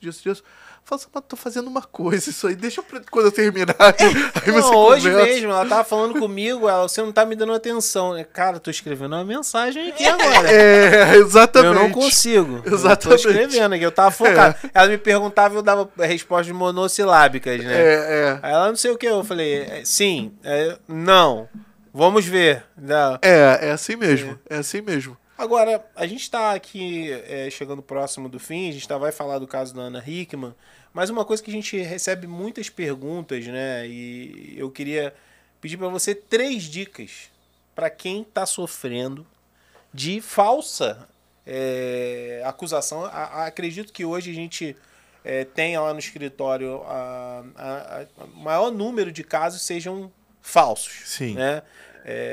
De falsa acusação. Hoje, quem está recebendo essa falsa execução, essa falsa acusação, ou até mesmo para quem quer se prevenir, já viu que tem uma maldade, já viu que tem alguma coisa ali que não tá, entendeu, muito certo, tipo, já tá sentindo um clima meio estranho. O que essa pessoa ela pode fazer para não ser vítima aí de uma falsa acusação? Olha, ótima pergunta. O ideal, 3 dicas, né? Olha, o ideal, por exemplo, é a pessoa tá sentindo que tá, por exemplo, tá discutindo, tá percebendo que ela tá indo para um caminho e tudo que não tá condizente e tudo, grava. Hoje em dia, todo mundo, isso aqui é um ótimo instrumento. Isso aqui não é só para ficar vendo vídeo ou só pro WhatsApp. Grava, bota no bolso, bota em algum lugar, grava. Não precisa também ficar assim, ó, tô te gravando. Não precisa. Bota ali gravando, então bota aqui no bolso. Ou sua voz. Ou que sua às vezes voz. Uma discussão. Às vezes sua voz, entendeu? E tudo a pessoa tá alterada. Isso depois a pessoa pode usar para se defender. A pessoa pode usar para se defender. A pessoa, não, você me xingou, você me ameaçou e tudo. Não, olha, eu tenho a gravação aqui, não xinguei, nem ameacei. Não fiz nada disso. Você que, pelo contrário, me xingou. A gente já teve casos assim similares no escritório e tudo, que o homem acabou gravando e tudo, e acabou mostrando a mulher que estava ofendendo, estava ameaçando, era final de relacionamento. E aquilo que ele estava falando, questão de se você me deixar por outra e tudo, eu vou acabar com a sua vida, não sei o que e tudo. E ele gravando ali e tudo. Também acredito que a outra pessoa não tenha visto, né? Não estava ouvindo, mas você pode utilizar aquilo ali para se defender. E aí mostrou que realmente ele estava calmo, né, dentro do possível, mas que ele não cometeu nenhum delito, nenhum crime ali. Então uma das dicas é essa, gravar. Outra dica também que eu dou, vou aproveitar o que você falou, façam acordos antes, né? Isso é muito importante, antes e depois, né? É necessário. Se separou, não, é amigável e tudo. Tudo bem, mas faz como você falou. Às vezes a pessoa conhece outras pessoas, acaba envolvendo outras pessoas que pensam diferente, aquilo que a gente estava até conversando naquela hora. Pensa diferente e tudo e acaba gerando uma controvérsia no futuro. Melhor coisa, você deixar tudo já por escrito. Claro que também a gente não está querendo entrar aqui, isso é outro assunto para outro, né? Outro podcast, outro episódio. A questão da burocratização dos relacionamentos. Eu tenho poucos conhecidos e amigos solteiros, mas os poucos que eu tenho, eles falam o seguinte: eu tô com medo de me aproximar, de ter alguma coisa mais séria e tudo por conta dessas coisas, né? Não só da Lei Maria da Penha, da questão, por exemplo, também do reconhecimento de união estável e tudo, e gera uma paranoia. Então a gente não está querendo entrar também na burocratização, transformar tudo numa burocracia. Não, você vai tá namorando com a menina e tudo, não, toma já um contrato, já não, dá uma lidinha. Não, mas percebeu que está ficando mais sério? Conversa com ela, tenta ver qual é a posição dela a respeito disso, tenta não apresentar como um instrumento de desconfiança, mas um instrumento de confiança para ambos. Sim, né? Para evitar problemas futuros. Evitar problemas futuros. Coisa de confiança, não de desconfiança, né? E eu acho que, vou dar aqui uma dica também, acho que se você está sentindo que de alguma forma as coisas estão Porque assim, é a minha visão, tá, sobre isso. Acho que o homem, quando chega num determinado momento no relacionamento, é mais difícil para o homem dar fim a esse relacionamento do que para a mulher. Com certeza. Né? A mulher é mais objetiva. A mulher é mais objetiva. Mas se ele está sentindo de alguma forma... O relacionamento já não está indo bem. Você já viu que tem várias discussões, muitas brigas, confusões. Né? Já não falam mais a mesma língua. Então é o momento de você se afastar e procurar um auxílio jurídico para poder te auxiliar nesse sentido, para poder, às vezes, abrir um pouco a mente, conversar, abrir um pouco a mente sobre o que está acontecendo, porque muitas vezes também o homem, como a gente estava falando aqui, é pateta, né? É meio pateta. Eu não sabia que ela estava querendo terminar, eu tinha falado que queria um tempo e tal. Quer um tempo, a partir do momento que a pessoa falou para você que quer um tempo, toma uma atitude e se afasta. Sim. Né? E se afasta ali, né? Não fica tentando forçar uma barra, né? Porque isso pode causar um problema para você, sim. Né? Perfeito, você perfeito. Porque muitas mulheres, no outro dia até vi uma advogada, foi até um espanto para mim a orientação que ela estava dando, né? Porque ela estava induzindo a mulher a criar justamente isso que a gente está falando aqui, para você ver como isso é comum. Ela criar uma falsa ali, e milhares de curtidas no vídeo, Nossa. Comentários de pessoas falando, de mulheres falando, é isso mesmo, tem que fazer isso mesmo. Que era criar uma falsa situação para entrar com um pedido de divórcio, para ter a moradia exclusiva no imóvel, né? Tá vendo? Criando ali uma... Gente, isso é uma coisa até que... Antiético. Antiético, né? Unida, né? Isso é Com antiético. certeza. E ela tem milhares. Acho que ela já tem mais de 1 milhão de seguidores, essa advogada. Não vou falar quem é, vocês procurem aí, é uma loura. Não vou ficar dando palco aqui. Eu acho que sei quem é. Pra esse tipo de pessoa. Mas ela dando ali as cartas para que a pessoa se mantivesse ali no imóvel com o afastamento. É um pedido de divórcio com o afastamento do lar do cara, entendeu? Então, cara, viu que essas coisas estão acontecendo, né? Viu que o negócio tá meio estranho, procura um advogado e você mesmo se afasta. Não espera uma situação ser criada para que depois você venha ser prejudicado. Infelizmente, isso acontece muito. Eu vou até aproveitar a fala do Marcelo. Procure um advogado e, em alguns casos, até terapia. Às vezes as pessoas têm certo preconceito. Sim. Com terapia. Terapia não é coisa de maluco, tá? Não é Sim. nada disso, mas às vezes as pessoas estão tão envolvidas ali no problema, né? Na questão ali conjugal, no problema ali, que às vezes elas não conhecem, elas não estão percebendo que determinada conduta já está passando o limite. Determinada atitude. Um profissional vai conseguir reconhecer isso. Um profissional já vai falar assim, Sim. Calma, cara, isso aí não, olha.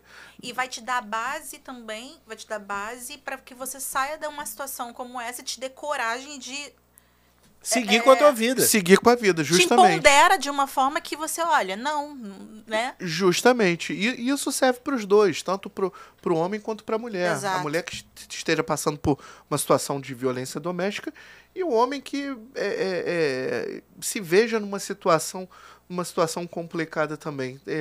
Tem que procurar a ajuda de um advogado e um terapeuta. São os seus melhores amigos, né? Com certeza, com certeza. Nesse momento...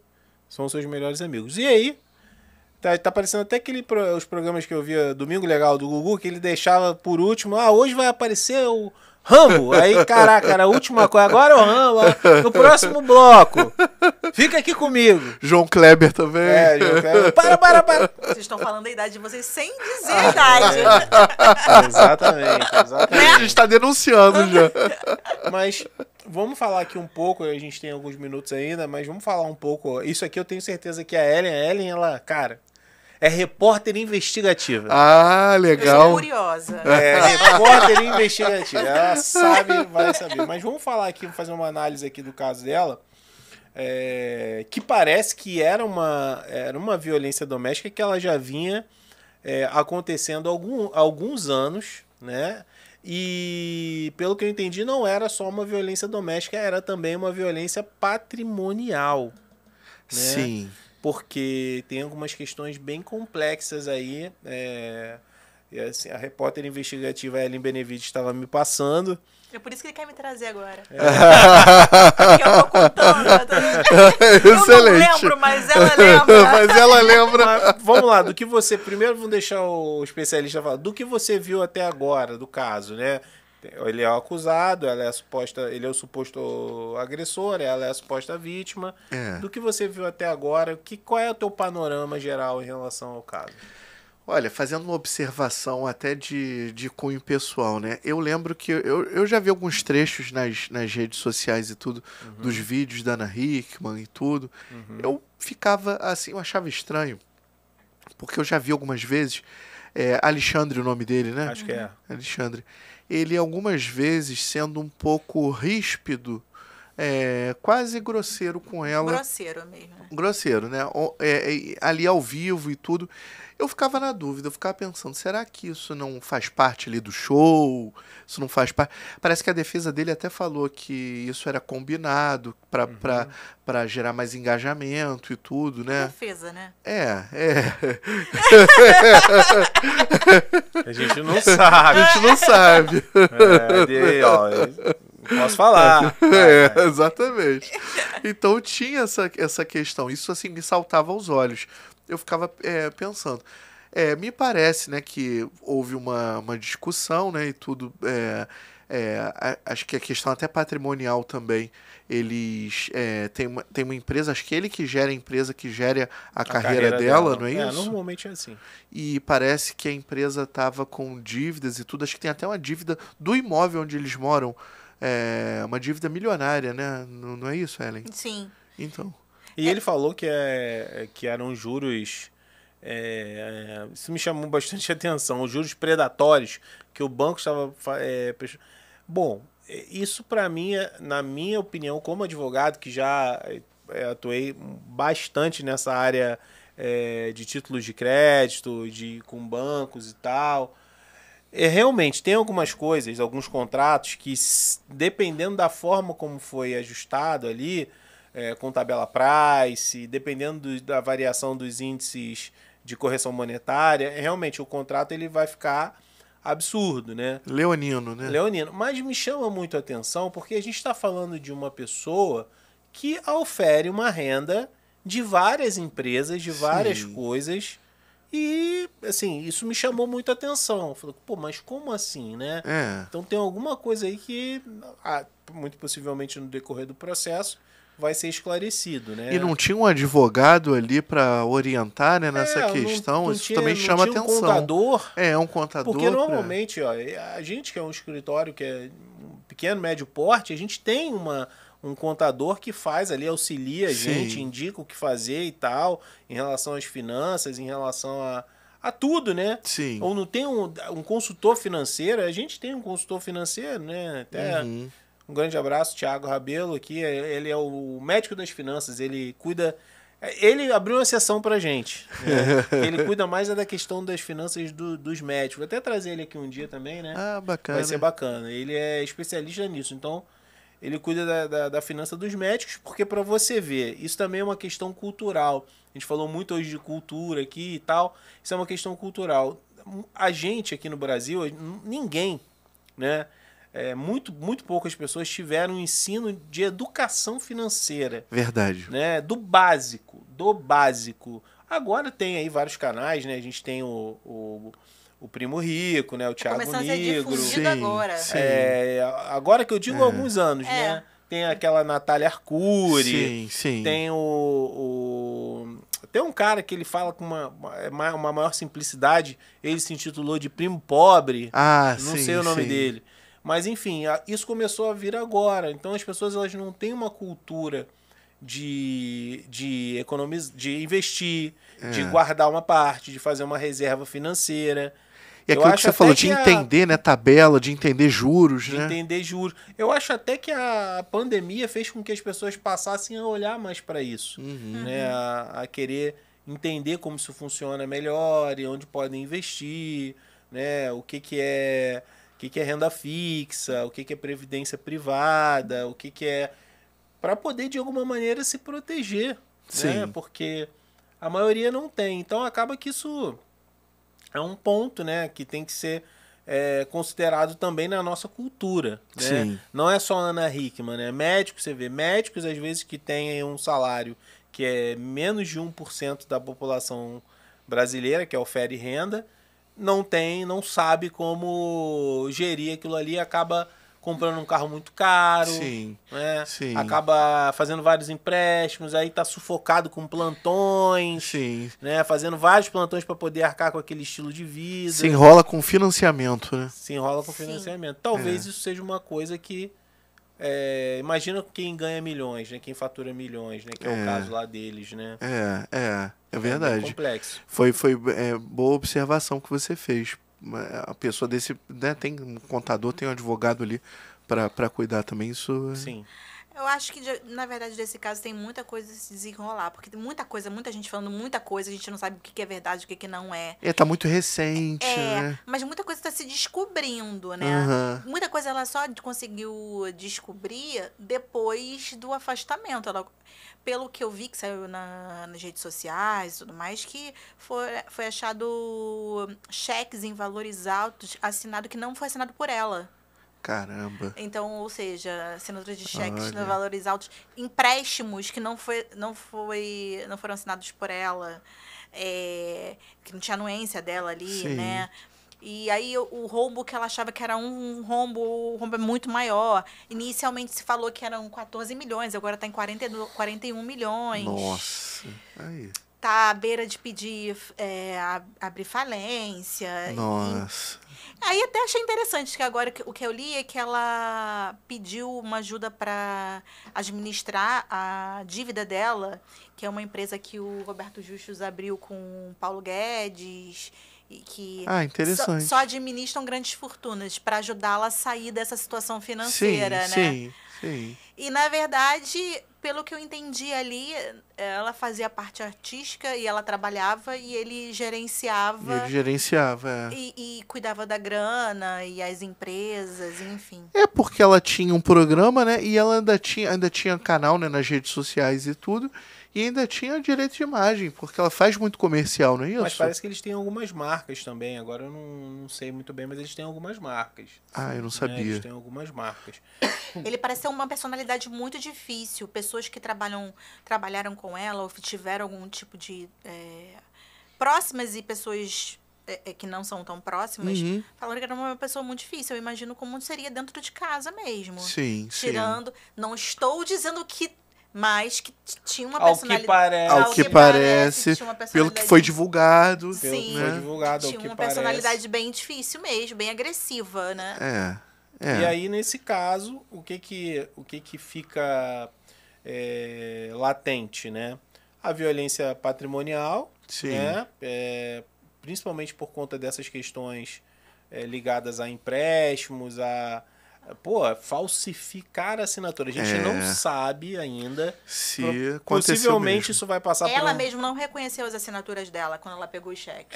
vai Mas ter que periciar. Vai passar por tem isso, já tá nesse passo. Por uma perícia grafotécnica, né? Sim. Então as questões elas vão ser analisadas, mas com certeza isso aí entra e agrava a situação dele como acusado. Com certeza. Porque falsificar assinaturas, fazer empréstimos falsificando a assinatura, Sim. isso é muito grave. Isso, inclusive, tem aquela questão do direito penal dos crimes de maior potencial, os crimes de menor potencial. Sim. Né? Eu não sei, né, agora em que grau isso está, mas isso pode complicar a vida dele, né? E fora a questão da lesão corporal também, que foi o ponto, a gota d'água, né, e tudo. O estopim, né, que parece que ele fechou uma porta. Ele não conseguiu pegar o celular e de raiva pegou e fechou a porta no braço, dela. Pra ela largar o celular. Pra largar. Era o celular dele, né? Era o celular dela. Ele queria pegar o celular dela. Eu não lembrava se era dela ou se... Eu lembro que era uma briga por celular, não sabia se era dela ou se era dele. Mas aí ele fechou, né? E tudo ficou uma marca e tudo já caracterizou ali a lesão corporal, né? Agora, até um ponto interessante. Ela tentou fazer a separação pela Lei Maria da Penha. Só que o juiz não deferiu porque além dessa questão patrimonial controversa e tudo, tem todo um patrimônio aí milionário aí a ser separado, a ser dividido, ainda tem essas questões aí de falsificação e tudo, Muitos que ainda tem que meandros, ser, né? muitos meandros têm que ser apurados ainda, né? Aham. Ainda tem a questão também do filho menor e tudo, então o juiz jogou para a vara de família essa parte para Muita cuidar. responsabilidade. De Muita dar responsabilidade. Vai ter que ser pelo rito ali da vara de família mesmo, porque é um processo enorme, né? Sim. Vê que só nesses detalhes aí e tudo, questão financeira, questão do menor também, já complicam tudo, né? O ideal é que fosse feito um acordo, né? Eu sou muito fã do acordo. Eu tô falando do acordo da violência doméstica, não, hein, gente? Tô falando das questões que envolvem o casal, o divórcio, a partilha, né? Mas até para fazer um acordo, precisa entender todas essas questões, o tamanho do rombo, É isso aí. né? O que foi feito mesmo,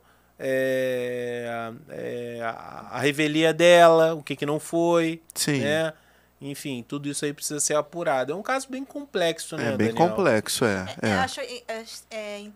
eu acho um pouco... Tem pessoas, né, que acabam achando que o casamento, ela te dá, né, alguns... Tanto homem quanto mulher, mas te dá poder de achar que você responde pelo outro. E não é isso. Não é Há uma isso. individualidade ali, né? É, eu não sei se a pessoa, a gente... talvez ele tenha o tamanho domínio, tinha domínio sobre ela, que talvez ele achasse que ela não descobriria, ou não faria nada. Porque pelo que né, foi vinculado e tudo, eles se casaram muito cedo, né? Ela ainda era menor de idade e tudo, né? Ele mais velho e tudo, então, pelo que... É uma impressão minha, né? Meio que, assim, ele sempre foi o... Vou falar um pouco do pai. Um pouco pai. O adulto ali da relação, ali que resolvia ali. E ela, pelo fato de ser bem mais nova e tudo, acabou meio que... tudo bem, você vai administrando e tudo. Só que é isso, como você falou, assim, isso tem limites. Mesmo, né, numa relação dessas e tudo que... A pessoa é muito mais experiente do que a outra. Eu acho que nem era tão experiente. Acho que ele tinha 20 e poucos anos e ela tinha 16, né? Acho que uns 10 anos de diferença. Uns 10 anos de diferença e tudo. Mas assim, de um adolescente para um adulto, é muita coisa, muita diferença. Sim. Mas assim, isso aí não quer dizer também que a pessoa possa botar outra debaixo do braço. Não, deixa que eu decido. Você fica só fazendo a figuração. Não é assim que funciona, né? A gente sabe, né? Até a questão do casamento, da união estável e tudo, é um patrimônio ali em comum, né? Até como o Marcelo até falou antes aqui, quando as pessoas se casam e tudo, as pessoas... o regime inicial de comunhão parcial. Até pegando esse gancho, hoje em dia, muitas pessoas procuram lá o escritório para fazer holding, né? Porque normalmente quem já sofreu, né, quem já teve algum tipo de perda, a gente tem lá alguns clientes assim, quem já sofreu, quem já passou por uma situação em que foi colocada uma versão dos fatos e que não era aquela versão dos fatos, e a pessoa acabou tendo um prejuízo financeiro, acaba querendo se proteger. E uma das formas de se proteger em relação a uma possível declaração, uma possível ação para reconhecimento de união estável, é você fazer uma holding, né? A holding ela consegue trazer uma proteção patrimonial, mas isso é algo que tem que ser explicado desde o início, né? O que é uma holding? Estou fazendo aqui fazer uma pergunta aqui do público. O que é uma holding? Uma holding é você criar uma estrutura empresarial para você colocar os teus bens, para proteger os teus bens e os bens da tua família. Né? Então você consegue ali colocar os teus imóveis. Em alguns casos a gente orienta a colocar o próprio os investimentos. Mas investimento, e se eu tiver ganho de capital, o imposto vai ser maior. Você tem investimento para retirar, para ter retirada ali, ou você quer ter só dividendos? Você quer receber só dividendos desses teus investimentos? Então tudo isso tem que ser estudado, porque se for só para receber dividendos ainda não é tributado pelo nosso lindo governo. Então, assim, ainda tem uma proposta, tem uma PEC rolando em relação a isso, dos dividendos serem tributados, mas o dividendo ainda não é tributado. Então, você vai ter tributação zero. Então, você pode deixar isso lá na tua carteira, né? Você pode integralizar os imóveis que você tem na tua empresa, na tua holding, entendeu? Você pode criar uma célula cofre para... Tem muita gente que não gosta de falar esse termo, né? Mas ele existe, né? Não é blindagem, é proteção, né, patrimonial.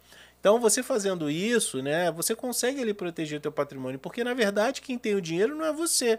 Quem tem o dinheiro são tuas ou a tua empresa ou as tuas empresas, né? Porque hold, né, do inglês significa to hold, segurar, né? Proteger, né? Então é basicamente isso. Segura, é uma estrutura empresarial que vai proteger, vai segurar ali o teu patrimônio. Então é basicamente isso. Isso é uma forma também. Pô, bacana, bacana. A gente está aqui nos últimos minutos aqui, a gente falou pra caramba, 2 horas aqui praticamente falando. Queria, primeiro de tudo, agradecer aqui a minha parceira, a minha sócia de vida, minha esposa digníssima, Ellen Benevides, que nos brindou aqui com a sua beleza hoje, né? Tá vendo? Como eu falei aqui, o cravo e a rosa. Só porque eu falei pra eles, sabe o quê? Que ele tá me elogiando pouco hoje. Cara, isso aí é calúnias! Calúnias! Calúnias! Enfim, a gente tá fazendo esse formato aqui, gente, que é um formato diferente do que a gente vem fazendo. A gente faz uns vídeos, às vezes, mais técnicos no escritório, mas a partir de agora a gente vai começar com essa linha de vídeos aqui também. A gente não vai parar com aqueles vídeos, tá? A gente vai continuar fazendo os vídeos que a gente faz no canal, mas a gente vai dar um enfoque maior agora para as questões aqui no podcast. Eu acho que é um formato que todo mundo gosta. Algumas pessoas tinham até sugerido lá no canal, por que vocês não fazem um podcast? Verdade. Então tá aí, ó, um podcast, Benecast, né? Sejam muito bem-vindos mais uma vez. Doutor Daniel, queria agradecer aqui, foi muito bom, esclarecedor pra caramba. E queria deixar aqui a palavra primeiro com a Ellen, né? Respeitando claro. primeiro as damas.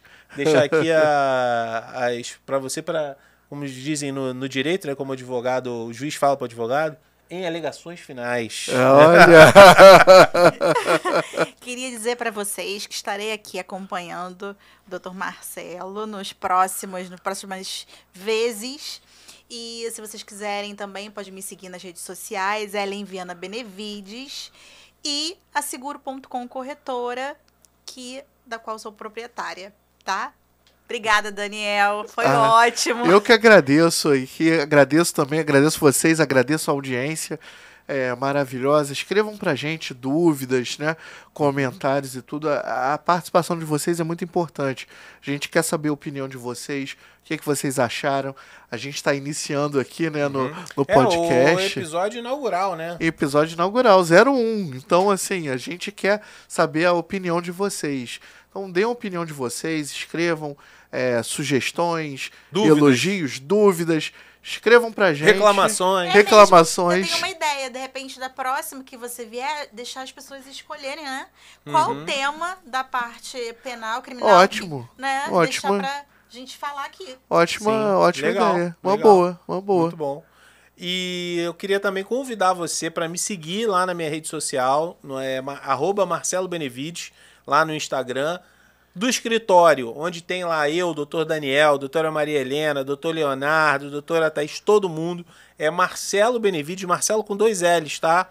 ADV no final é do escritório. Inclusive agora, recentemente, estou divulgando bastante lá sobre a nossa reforma, a gente vai se mudar aqui para Barra da Tijuca, para um novo escritório maior, mais confortável, tudo isso para poder atender os nossos clientes. Tá ficando ótimo, vocês têm que ver. É isso. E é isso, pessoal, mais uma vez, muito obrigado pela audiência e a gente se vê no nosso próximo episódio. Até lá.